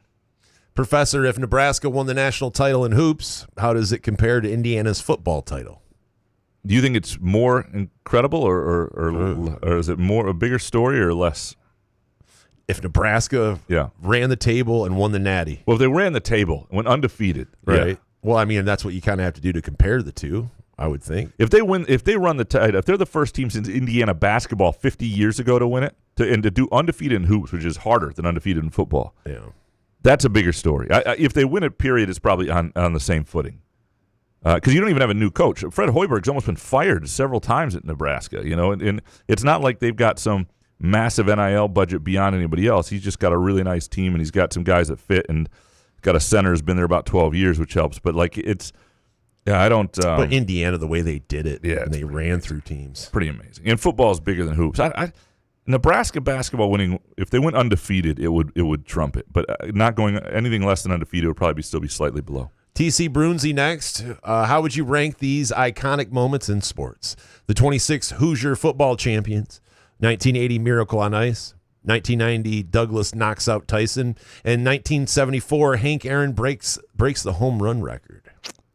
We weren't around for a bunch of these, or two of these. In 1980, I was still shitting in a diaper. Yeah, we were young. I don't know. Yeah. Miracle on Ice doesn't have the same effect because I'm not a diehard hockey person. And I know a lot of people think that it didn't matter if you were a hockey person, like the whole country was, but we weren't part of that, so we don't have anything to draw from, right? Right. Douglas knocks out Tyson, who had chlamydia. That was a weird. I remember watching that, but Douglas was so good that night, though. It was amazing. It wasn't just Tyson. Tyson was out of it. That was a big game, though. That was a big fight. That was a huge moment, and because Tyson seemed. My grandpa Nick actually let me stay up to watch it on HBO. Did you just say he had chlamydia? Yeah, that's what I heard. Right, but Tyson. Is that why he had chlamydia, and he had like was it chlamydia? The clap. I think he had like a severe bout of clap or. something like that. But he wasn't himself. He wasn't really training properly. And Douglas did on the show. well sourced. I saw it somewhere on Reddit, man. I think, but I think Hank Aaron breaks the home run record too in '74. I mean, you don't want to belittle the record that Hank Aaron. I mean, it must have been amazing because he's breaking Ruth's record too. So that must have been big. Pre-steroids and Aaron, all that shit. But yeah, what Indiana did, it was up there. And Signetti, the way he did it over a 2-year period of calling, these other or 3-year period or whatever it was. I don't know. I put Miracle on Ice probably 1, but then I put Indiana 2. But if the way we just talked about it, how can you though? Right, because we weren't there. Because I don't take you seriously though. We just talked about how we weren't. I don't know.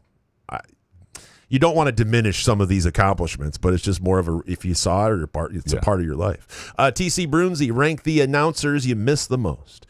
John Madden, Keith Jackson, Howard Cosell, and Ernie Harwell. Well, Ernie. I mean, you got to miss Ernie no matter what. The thing I'd say about the Tigers is they've done a really good job with. I mean, Dan Dickerson is fantastic. Yes. You usually don't get a replacement. Usually it's like, dang it. Like Dickerson, I really enjoy listening to. But Dickerson knew Harwell. So he kind of followed Harwell. But I used to, when I drove a truck as before my junior year in college, I had an overnight run in Michigan, working for a Midwest Neon Supply Company, right? And when I was a man's man back in the day. Anyway, and I had this overnight run, and I'd stay overnight in Holland, and I could not wait on a Monday night to get up to, I could cross the Michigan border, and I could pick up the Kalamazoo radio station, 590 WKZO, and get Ernie Harwell and the Tigers, because back then there's no satellite radio really, or it was just, we didn't have it in the truck, certainly. Back when you were a man's man. When I was a 20-year-old man's man, and has anybody ever been a man's man that says it that way? No. He calls himself a man's man? This is Muskox flannels, the closest thing I have to being a man's man, and it helps me live the facade.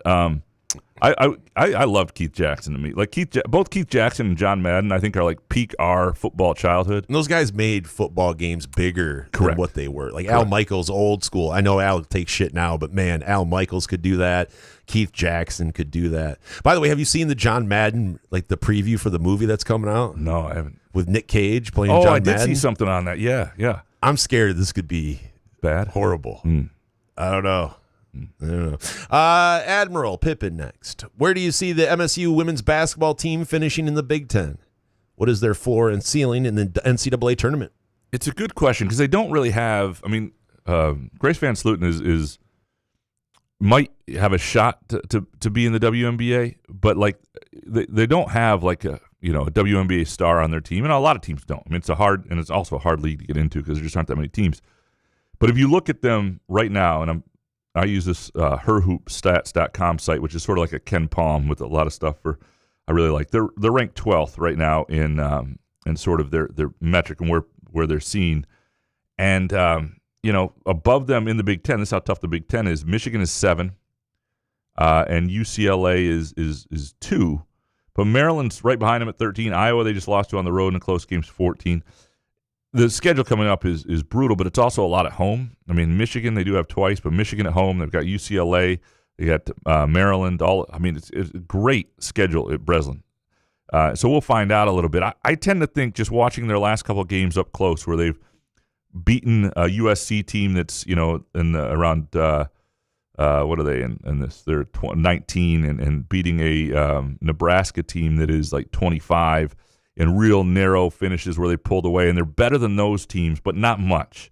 I tend to think they're like the 15th best team in the country, which can be enough. If they can get a 4 seed, like the real step for the program is to get a top 4 seed in the NCAA tournament, because that means in women's basketball, you host the first 2 rounds of the NCAA tournament. You want to be a top 4 seed. And that hasn't happened in a long, long time. Like in 2016, they were top 4 seed, but the MHSA girls basketball playoffs were at Breslin. And so they had to go on the road to Mississippi State, and that was the difference probably in losing that second-round game. And they would have gotten to play UConn in the Sweet 16, which would have been really cool. That was that Aerial Powers team. I think they've got a chance. And if they can be a top 4 seed, then you've got a chance of getting to the Sweet 16 that second weekend they haven't been to since 2009, and that would be a big deal. I think being like a top 4 team in the Big Ten and a top 4 seed in the NCAA tournament is probably about what's realistic for them. Richard Kane, is Van Sluten the best player ever for the MSU women, and why was the crowd so small for the USC game? No, she's not the best ever. I mean, she's a good player. She's a really good player. Give us your top 20 all time. All time. Let's go through it. Well, Ariel Powers was. I mean, she's still in the WNBA today. She was phenomenal. And if you look at the, I guess the 2005 team, which made the tournament, had a number of really good players. But Kristen Haney, right? Yeah. She's really good. She's not the best all time, though, I don't think. And she certainly, though, in the crowd, though, it's a freezing Thursday night. They've unfortunately had some of their bigger games in the middle of the week. 8 o'clock game. I know a lot of people are like, man, I just don't want to drive half an hour in this weather. And so that's hurt them. I also think, frankly, their schedule early on hurt them. And what I mean is they played a Kurt Signetti style for a couple months. And what they didn't have was you get your diehards to go out, and now you're getting some people to come out. But you don't get people in a habit of going, oh, look who the women are playing tonight. Like if you have a really marquee game in November, look who they're playing tonight. You go see them play a good team at home, and now that's something you do in your life, and so they've got to build that. I think in future years they got to find 1 or 2 games in November and December that really draw people out to Breslin, because they did not have that at all this year. I've been writing quick takes columns off their last couple home games, but I couldn't do that for a long time. But they're playing Marygrove. What the hell? How do I know how good they are based on Marygrove? They're playing Eastern Michigan and Oakland. Like those are fine games to mix in, but they've got to have a little more meat on that schedule too. Richard Kane, Oregon's NIL budget for the cheerleader squad has to be top 3 in the nation. No? I didn't notice. I wouldn't notice. They got a whole squad? Yeah. It's, you don't look at that kind of thing? No, I'm a happily married man. So, yeah, it's I'm a muskox We man. have male cheerleaders, too, I think, probably. Yeah, it's, yeah. Your wife wouldn't give you a pass just to look? I mean, it's for a story. Nah, I don't need any of that. Got my wife. I got my wife. Chris Eastlick, did Jason watch the local news this week to make sure he knew to wear a coat this weekend to bring the pets inside to turn the heat on? You know what, Chris? Thank God I did, because I was just about to open the door and let Norm out. And thank God they told me how to keep the pets safe in the cold yesterday. I know T is a saint, by the way, because I have the local news on. I'm like, hey, babe, we got to bundle up. It's going to get cold out here. I mean, they do the same stories. I mean, like, is there another level of stupid people, but like besides me? Is there like a level below me of stupid people that need to be told? Like, if you've been on this planet for 30 years, you know what goes on. If you lived here, you would know, I would think. Certain days in the winter. You would just tell. You could tell if you didn't have local news in your life. And you were just like, when you had to make a guesstimate. You also have everybody's got a weather app on their phone, right? So yeah, but you don't have Andy Provenzano on that app. So right now I'm looking at Lansing. Lansing, I'm going to screen grab this just because it's Jesus. Lansing, 1 degree, feels like -9. Yeah. Like that's where we're at right now. It's like you've got. But when can I go out and shovel? Yeah. When is it going to be safe? It's not. And so overnight it's -12. It's 6 a.m. Don't go out at 6 a.m. -12. Deal. So don't. That's all you got to tell me. Yeah. Chris. This is Chris. Yep. Sorry. If you're Nate Oates or Scott Drew, doesn't there have to be a level of personal embarrassment, or do these guys just not care? Well, they want to win, and they're worried their rivals will do it. And people claim to have sort of principles on who they're not going to let play for their. And we're talking about the guy who has signed an NBA contract and played in the G League like a week ago and is now going to play for Alabama. But if there isn't a rule, why is it on those guys? I don't. Well, that's the problem. Is if the coaches aren't going to police themselves, then they can't complain. Yeah. That you if you're going to complain, then you can't do it. And the one problem I have with all this, college basketball, I get that it used to be this pure place, and I get that it's better when there are opportunities for high school kids, and I don't like what's going on now entirely. But also, college basketball is financially a step up from the G League. And so I don't think, it's been pointed out to me, this is a good point, I don't think you're going to see a lot of these guys in the future, because not a lot of guys are going to leave college for the pros prematurely because the money's just too good in college.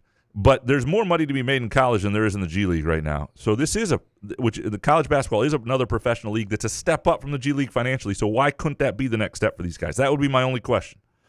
That said, I mean, at a certain point, you have to have some sort of red line, and this seems like it might be it. And it seems like the fight over it could, I don't know, we'll see where it leads. Right now,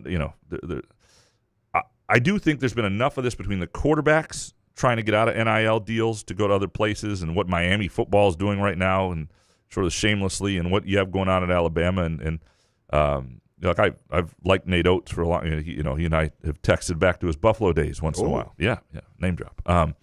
But hey Nate, I got a shindig. I do think there are enough things going on right now that these are things that start to push us towards conversations, and how you get to collective bargaining or whatever it looks like. You need breaking points. You need things that piss people off.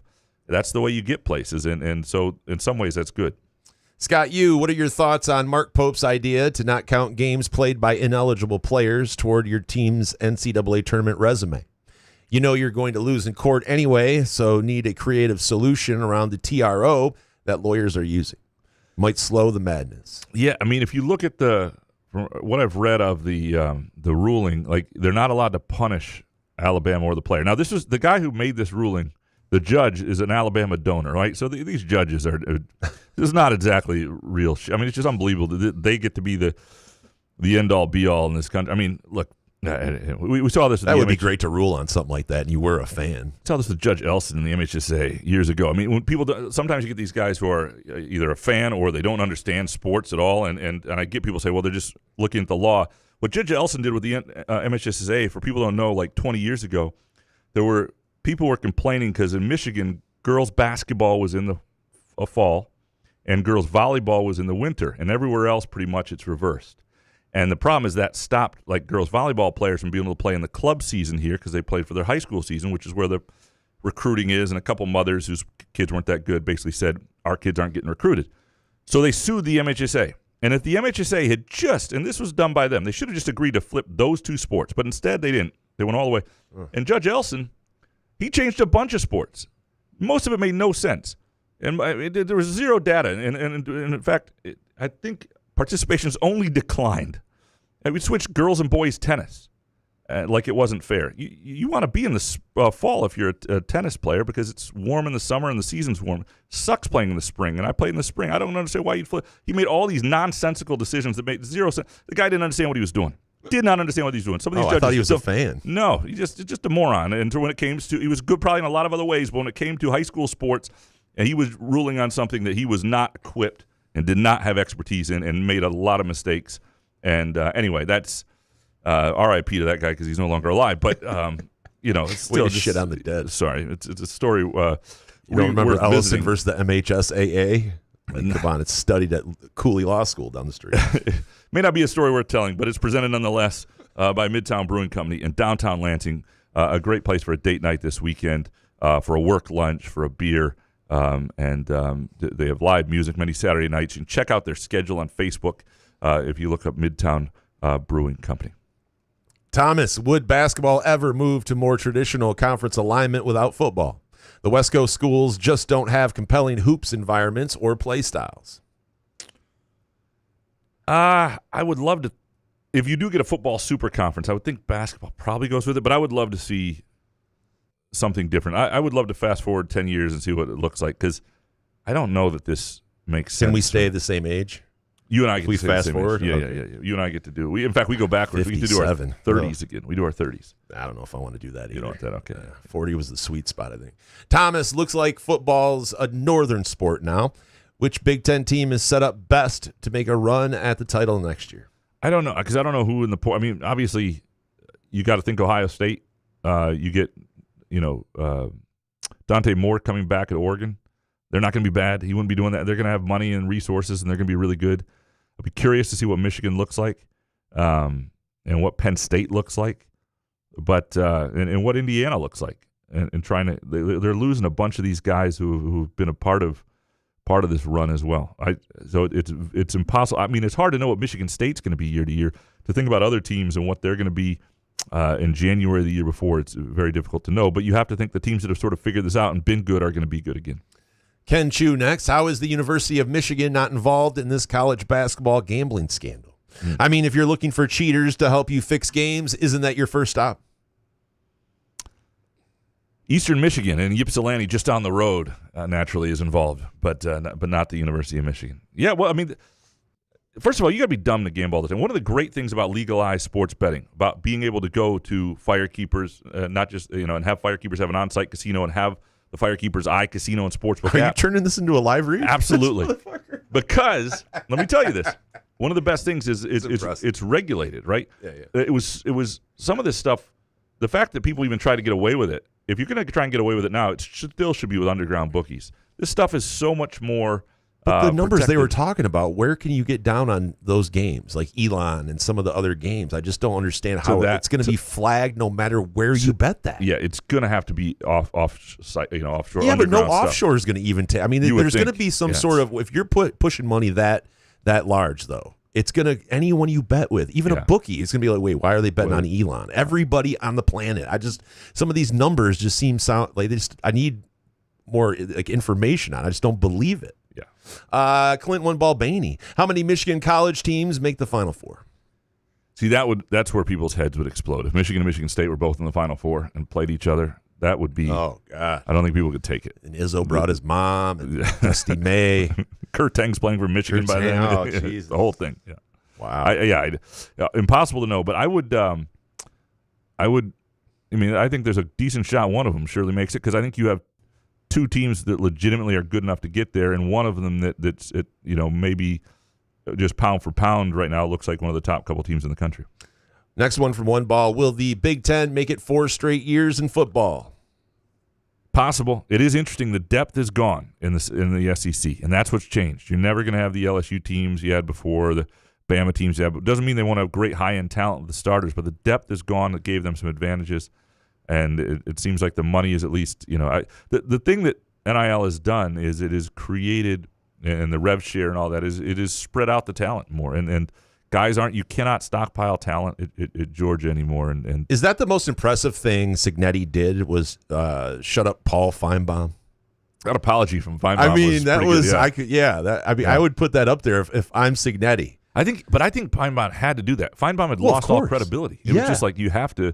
I mean, it's like you're not watching what's in front of you. I mean, Indiana was just freaking impressive. And he's an SEC honk first and foremost. I know, but he's going to do that. But also, a lot of us. I mean, I don't know. I didn't believe in Signetti the whole year either. I know that you hated him at the beginning of the year because he didn't schedule anybody. But that's what your claim was. And I was just like, as a betting person, I kept fading Indiana, and they kept punishing me. So I mean, I didn't think that Indiana could roll like they did to that national championship. So I give Feinbaum, I understand what he would, because he's a big SEC honk guy. So I just thought it was unbelievable to have that 2-minute clip of Feinbaum pretty much just be like, I was absolutely wrong. Because you don't get that from those guys very often. No, but it's just weird because I'm not a huge SEC guy, but SEC Auburn basketball to me seems like something I would never think should be great. But when you're watching Michigan State get ready to play Auburn in the Elite Eight last year, like any reasonable person could look at the athletes and the length that Auburn had and say,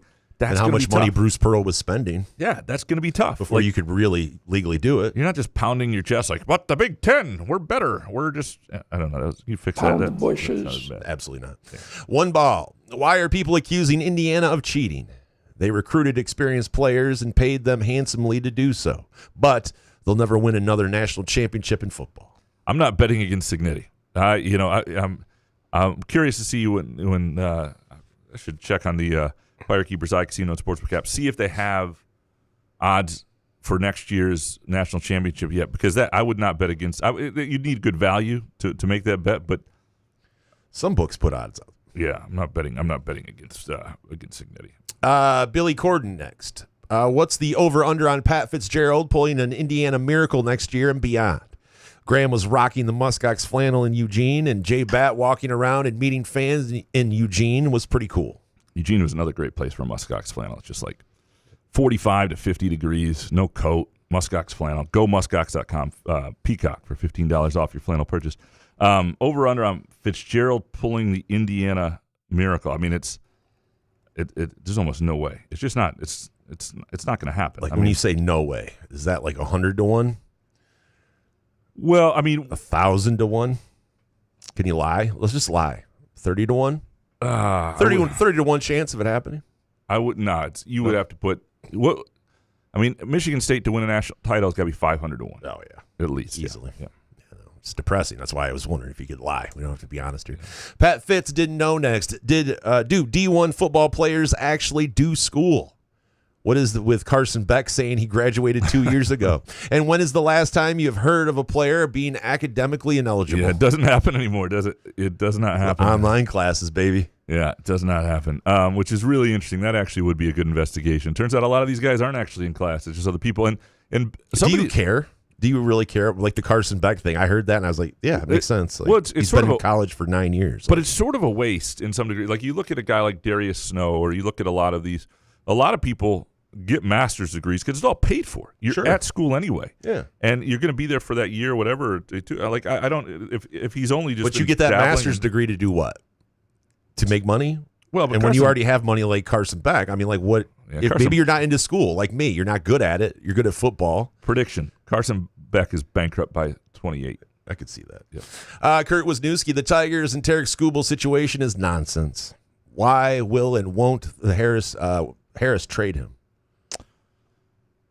Well, because I think they got pushed into the situation. They didn't I don't know. It just seems like you can at this point. I mean, the problem is this: if you do trade him, you have to get an overwhelming haul for him. Otherwise, you're just getting worse this year, and you didn't get anything for him. But with a strike looming, though, who's going to give you an offer of anything? Well, that's the thing. And then do the Dodgers really need? I mean, they can win another title without him. And I have no problem keeping him, and you don't want to lose him, but losing him. But what you wanted the Tigers to do, and what they haven't done, is build a roster that looks like, more. I mean, they're probably going to be in wild card contention or division contention again, but you wanted them to take a stab at building a roster that looked like a World Series contender with him next year. If they had done that, they had added a couple really high-end pieces to go with him, and you only had one more year of him, you'd be like, well, let's see what happens. Let's give it a go.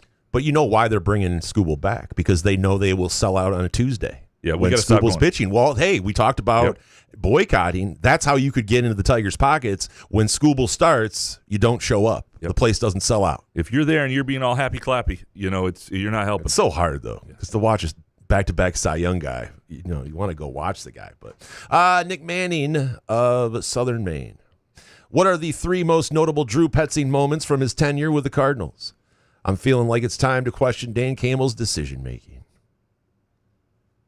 Well, after you saw what McDaniel all of a sudden agreed to be Harbaugh's OC and is back out now doing interviews for head coaching jobs, could you imagine? Wait, he is not going to be the OC? He's going to if he doesn't get a head coaching job. Geez, yeah. But he's interviewing with the Bills. He interviewed with the Bills today, or is doing it currently. Yeah. And if he doesn't get that job, if he doesn't get a head coaching job, maybe that's what Dan Campbell heard, because the Lions did do what they needed. They brought McDaniel in and talked to him. That's all we can ask for, right? I mean, Petzing, I understand reading more about it. He's into the run game. Campbell knows him. He's Fraley, the O-line guy, knows. I understand. It just is a bummer kind of move, especially with a bald white guy. You see him, he looks like a toe. It's just not exciting when you see Drew Petzing and you think of the Cardinals. And most of that was Gannon. Gannon, the head coach of the Cardinals, now fired. But you just think of the Cardinals offense and what he did with Jacoby Brissett at times. I don't know. There's a little bit of hope there. The thing is, here it is. I trust Dan Campbell. I don't care. Dan Campbell's not going anywhere, and Dan Campbell, we trust. So, you can have whatever. Now, here's the big question. If Petzing, the offense, kind of stutters and doesn't work out eight games in, is Dan going to fire another offensive coordinator? I mean, that's the crazy thing. So. Yeah, and he does. The fact that he looks like a toe/penis will, when you get mad at people's look, it's a stupid-looking face thing. It wasn't that. It's just that when it was announced, we all had high hopes with McDaniel. And nobody knew who this guy was. Right. And you see him, and he does look like a toe/penis, as you said. It just is kind of a bummer, and then we process it, and it's like, why can't we just have these takes? I mean, come on. That's what we all have here. If you're going to show up at a gathering to watch the playoffs and you look like a toe/penis, make sure you bring Groovy Donuts with you and make sure you have a muskox flannel. Yeah. A muskox flannel will do a lot for your look. You won't look like it. You'll just look like a bald guy, no longer a toe or penis. And if you don't have a great personality either, a box of Groovy Donuts will go a long way. Go to groovydonuts.com, place your order today, or swing by either location, Lake Lansing Road in East Lansing, or in Williamston, 7 a.m. to 1 p.m. Thursday through Sunday. Kurt Wisniewski, would you cut Taylor Decker for salary cap purposes? Will Brad Holmes draft lineman with his first 3 picks? I don't know about all 3. You mean, will he pick one with the first 3 picks? I hope so. And Taylor Decker, I I don't know. I just think there's no way that this guy can come back to even 70%. I don't know with all the injuries. I think they got to move on. I think you have to as well. Yeah. Well, I think you have to.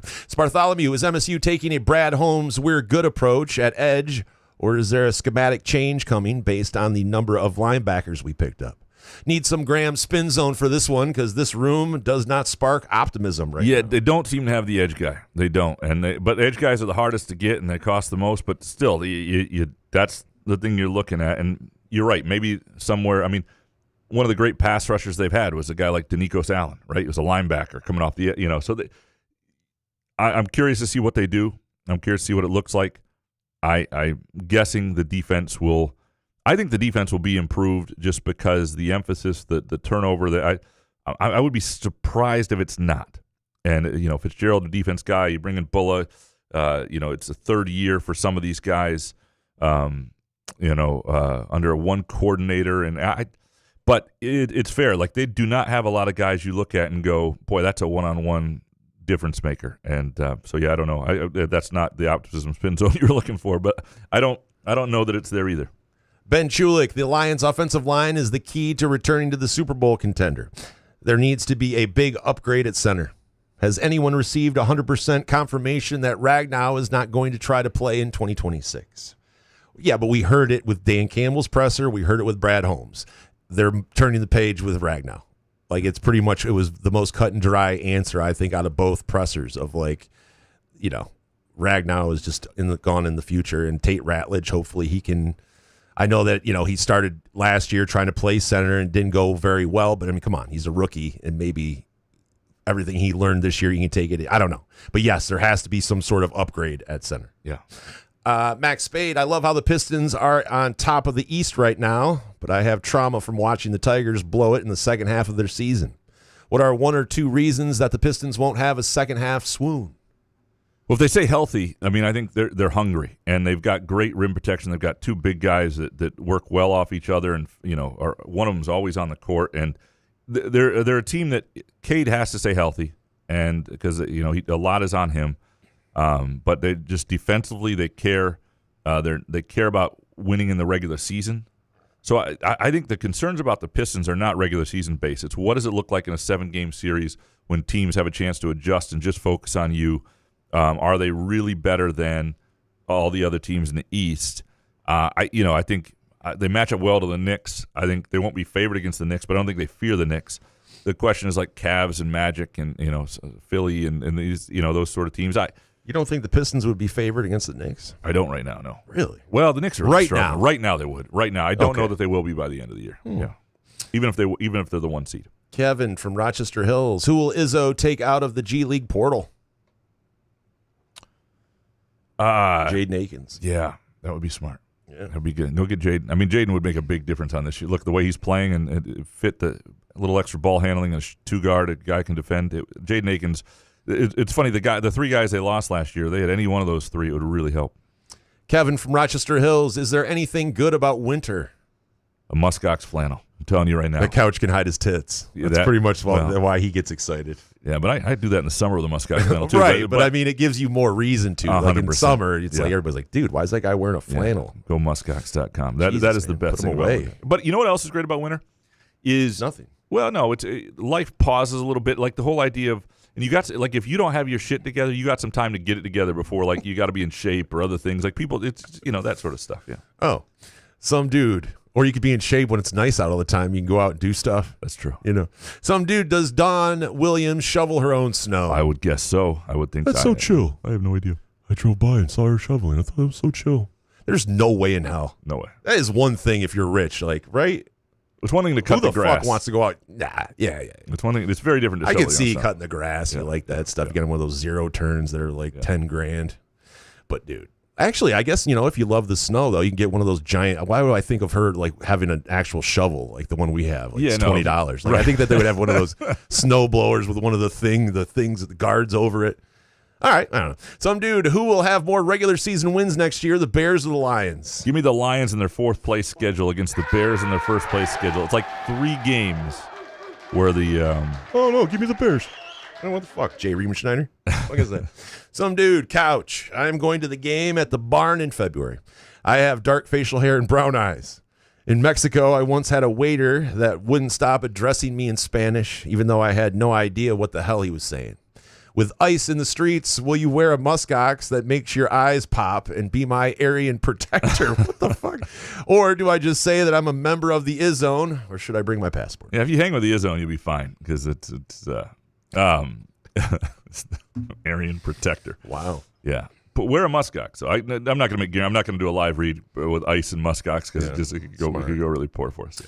Munfield Keg. There used to be Detroit articles where recruits would explain why they chose the school. Could writers reach out in the future and see if anyone would go on and off the record for why they left? Maybe at that point fans wouldn't care. I just want to know if it truly was the money or if it was a coach. Yeah, I do think there needs to be more better reporting on this. And frankly, it's some of it's on people like me and Solari and other people at sort of old school publications. But how about on the recruiting side? You've got all these contacts. You talk to all these kids right away, and you hear that, oh, they're happy to be here. Like when they leave, do some real reporting on that stuff, instead of just slobbering. Are you all holding over a mirror? Are you talking to yourself? What do you mean? Me too, but I'm talking about the recruiting sites. Like you want to do, if you're 24/7 or on 3, do something with meaning. Like do that. Comp? You talking to him? Come on, Comp. Dave Bearwaldy next. How does the portal process work for now for football after the deadline? MSU still has needs, and there are probably 1,500 plus players that no team has signed. Yeah, you could just have like a giant. That would be kind of fun to have a giant combine for all the players out there. Everybody shows up and do it in just after spring practice and see who gets a job next year. It's a lot. Sounds like a TV show on Big Ten Network Plus. I guarantee you there are some diamonds still out there, some guys who could play at the Big Ten level. There probably aren't real difference makers out there left in the portal. It's if there are 1,500 guys, there's got to be some Big Ten caliber guys and sniffing them out and figuring what you need. But this is the shitty part is a lot of these guys get bad advice. A lot of these guys should have stayed where they were, and a lot of them won't play football again. Steve, just curious, ever hear or talk to former sponsors? Flavored water, cannabis companies, Hawaii Spa. Also, Jason's drops are entering Fred Norris territory. Oh, thanks, buddy. Appreciate you, Steve. We cold day in hell before I give up on Cohen Carr. We keep in touch with some friends from Hawaii Spa. Was never technically one of our sponsors, just for the record. But Halo Sport, that guy's on Epstein Island. Can't find him. I haven't talked to him forever. Sparty Ben. Why is Mick Cronin the biggest piece of shit in college basketball? He's always bitching about everything from players to the conference. UCLA chose to join the Big Ten. They knew they would have to fly across the country every week. I'm tired of that thumb opening his mouth. He does look like a thumb. It is Drew Petzing. It is whining at this point. Like everybody has. Like I can be annoying, and and sometimes you get on the same sort of deal where it's the same train of thought on a lot of things, and you just wait for Mick to whine about the schedule or the NCAA he's a whiny dude, and it's to the point I'm surprised they make that stuff viral because I don't click on it anymore. I don't care what he says. I mean, I think people got it. He's past being relevant as a relevant voice because he complains too much. He's the boy who cried wolf. Fart Soup Jason, can you teach me how to make lewd images using ChatGPT? Or should I be using a different platform? I suck at it. Well, I don't really. ChatGPT, they don't let you get really that lewd. You've tried? No, not even that lewd. It just it's told me that it couldn't do something because it's like if the person's still alive, you can't put them in certain situations. So, I could tell you how I do it. I don't think I do it any different than anyone else. I don't think. I'd pretty much Walton Goggins. I put him on and I put his head, and then I say put his head, Walton Goggins' head, on the Walton brothers, and then perfect. I don't know. I can tell you, Fart Soup. Fart Soup, who is going to keep Spot during the upcoming snowpocalypse? We've not seen Spot today, although Spot was out yesterday. Dude, he's probably dead. Did you guys watch the local news? Spot was out. We let him in the house. We hung out for a little bit. Went home. He was fine yesterday. Today, 1 degrees. I don't think we'll see him. They're pretty good at keeping him home. Fart Soup, I politely asked Hondo to send me the full video of him in Africa. Should I have waited to post that teaser trailer I posted the other day before asking him? Do you think he thinks I'm mocking him? Or do you think he just doesn't take someone with the name Fart Soup serious? Yeah, Fart Soup is a tough way to reach out to anybody, I'll be honest. But he might get back to you. It's better than faucet liquor. Just tell him you're a better husband and father than him, and or you're a good husband and father. Yeah, you got to start with that. Maybe change your name to like Fart something like religious or something. Yeah. Religious soup. Fart Jesus. Jesus soup. That'll get him. Blow Goo Boner next. How can Mark Cuban give to Indiana being an owner, albeit a minority? But we are told our cash cows can't because they own a team. Also, Jason, not to be a Richard, but what's up with the yellow lenses? Does it help you feel more stoned? If so, I need some things. I don't know. I've had them for a couple years on my glasses, and I enjoy the yellow tint, so I've just kept it. Like it's a Hunter S. Thompson. I love Hunter S. Thompson, so I think it's been over like 5-6 years I've had glasses with yellow tint, so I've just kind of kept it and liked it. But yeah, it does not make me feel more stoned. I wish it did. Wish I could lie to you and tell you that. That would be to the minority owner question. First of all, a lot of the rules are out the window. But number one, Mark Cuban, who is the owner or been the minority owner of a basketball team, is giving to a football team. The challenge, and I don't think I think it's Ishbia, like the Suns can't be funding Michigan State basketball. That's the way it was for a while. I don't think any of these rules matter anymore. I really don't. I don't think any of it really matters. I was about to say, there has to be a way to get around it somehow. Sharon side piece next. Why didn't MSU go all in on one impact player in the portal? I get they have 40 spots to fill, but outbidding for one guy, especially on the D-line, seems necessary. You can't tell me that giving a kid an extra $500K wouldn't erase the fact that the team hasn't been relevant in a decade. Because that's not what it cost. Like, Michigan State to outbid a kid was going to have to come, you're going to have to come at it at $2.5 million and maybe get the right D lineman or things. And I'm not saying that they shouldn't do that. I'm curious to watch this roster be constructed. I have not, talked with Pat Fitzgerald since his introductory press conference. At some point I will, and at some point, we'll have questions about how they plan to put this together, because I think that is really interesting, and sort of what the priorities are and who they want to pay and timeline and all that sort of stuff is stuff that we need to get a feel for. Jake Hawkins, with Indiana winning the national championship, should it give MSU football some hope that they can possibly win it all? Should give everybody hope. It's hard to do. Like they were really good they did everything perfectly. But what it should tell you is, like, there's a lot of parity, and it's possible for everybody to raise it. And the days of, like, it's just hard to compete with LSU and Bama and Georgia, days are over. And anybody can be at a level that's competitive with them. And from there, doing what Cignetti did is a one-of-one thing. And the sooner people realize that, use it as inspiration but not expectation, maybe. Next one from the Hawk. I heard on last night's broadcast of the USC game that Grace Van Sluten is a pro. Do you think she'll get selected in the first round of the WNBA draft? It's possible. I mean, the thing about the WNBA draft is it doesn't mean you're going to be in the WNBA. Like, was it Jan Kosko played for Michigan State? I think she was like the 9th overall pick maybe in the WNBA draft, and she didn't make the team. Like, It's hard to, there's so few teams and so few roster spots. It is hard to play in the WNBA. You have to be really elite. Only the handful of players every year really join the league. So I don't know. I really don't. It's a tough league to get into. She's obviously a skilled, good forward, and that would might have a chance. She'll certainly be able to play a pretty high level professionally. Next one from the Hawk. How much do you believe in the theory that all the injuries San Francisco 49ers players have suffered are from energy and electricity, since their practice facility is next to a power substation? FYI, this theory is being investigated. It is interesting, though. I mean, there's a lot of things. It'd be hilarious if they have to move. It would be hilarious if they have to move. Thanks, Hawk. Yeah, it'd be hilarious if they have to move. I don't know. They do seem to have a lot of them. So do the Lions. So the Lions got a substation near there. Yeah, it's like underneath the field. Underneath Ford Field. Yeah, Fuck great. Yeah. Jake, how hopeful are you that the Pistons and Red Wings will make moves at their trade deadlines? This is confident. Buenos tardes. It is time for the Detroit Red Wings Gambling Update with Gravanito Couch and Jason Lee. I just wanted to play that. Yeah, no. Are you going to gamble on it? No. I think the Pistons, I mean, it'll be really interesting to see the Pistons stand pat, or if they move on from Ivy now and make, Ivy and Harris part of something and really make a move. They got a chance. I mean, they're the top team in the East, but they got a chance to make the finals here and solidify that if they go and get somebody.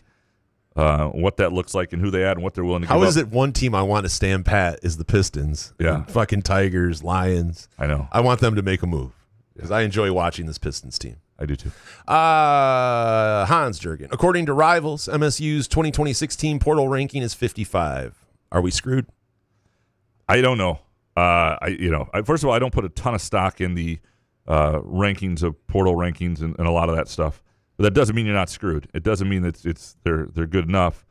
But you have to look at Pat Fitzgerald and what they're trying to do there with Spartan Ventures as that comes into play. This spring is something that's a build. That's building a program that's not, you're going to lose guys year to year, but building a foundation that has some continuity and has, so I'm not, if do I think what they brought in the portal right now makes them contenders? I do not. I think there's some interesting pieces in there. I think the most interesting guys are the guys who have a couple years left, especially in the offensive line. But the portal rankings don't mean a whole lot to me. Next one from Hans. Would you throw hands if Izzo said his 99-year-old mom wrote better than you? Why don't you write something? Why don't you write something, huh? Why don't you write something? I would just ask him to form a complete sentence. Throw hands. No, I wouldn't. I wouldn't be offended. It's go time, Tom. His mom may be an excellent writer. And, yeah. All right. Hans, does MSU win the Natty if Carson Cooper scores regularly in the post and Kur Teng plays defense? It's not like they're not trying to do that stuff. It's matchup based, and Cooper. I thought you said Kur Teng wasn't. He wasn't trying to play D. He is trying. He's just not very good at it. That's what I'm saying. He's got some limitations. So yeah, I mean, again, if I could dunk, I'd be a different person. That's sort of the deal here. So Hans Jurgen, is playing Wojcik nepotism? Some people will say it is. I think. It's interesting to watch the most recent game because you can tell it's matchup related. When they feel like he can handle it, they feel like he gives them some things in terms of being solid and steady that they don't trust Divine Ugochukwu. But they also know athletically there are matchups that he doesn't do as well. That's why Divine Ugochukwu played more of the minutes at point guard behind Jeremy Fears in the Oregon game, whereas in the Washington game, where you had another plucky white guy, number 23, you see more Wojcik. So I don't think who they put on the court is nepotism. I really don't. That would have been great if you titled the story that you wrote on Wojcik. Is this nepotism? Is playing Wojcik nepotism? Question mark. There are publications in our system that would have done that because they would have wanted the clicks. Hell yeah. I'll click. Finally, lastly from Hans Jurgen, I'm lazy and even the most minuscule tasks are difficult for me. How do I rectify? Well, it begins by downloading the Firekeepers iCasino Sportsbook app, buying a Muskox flannel, getting yourself to Midtown Brewing Company, and buying some groovy donuts and having yourself a weekend. 11 out of 10. That's your it. Live reads. That's today. it. I That's mean, it. This guy. We appreciate all of you. Thank you for producing our show. Thanks to Firekeepers and the Firekeepers iCasino and Sportsbook. Again, Dacey's Taproom and Sportsbook if you want the in-house sportsbook experience, or just download the app. We appreciate Muskox. Go Muskox.com. Be cozy this weekend, or if you're spending it with your father-in-law, bring a Muskox as a gift. GroovyDonuts.com. Place your order today, or 2 locations, Lake Lansing Road and East Lansing. Also in Williamston, 7 a.m. to 1 p.m. Thursday through Sunday. Midtown Brewing Company, 402 South Washington Avenue. We may not have a show next week. We'll see. Jason's on vacation. Not really. Well, he's on vacation. He's with his in-laws. Yeah. But we'll be back after that, and we will make it up to you, as we always do. We'll figure out the dates. Maybe a Friday show before the Michigan State game. Good show, man. Yeah, man. Couch in the Room.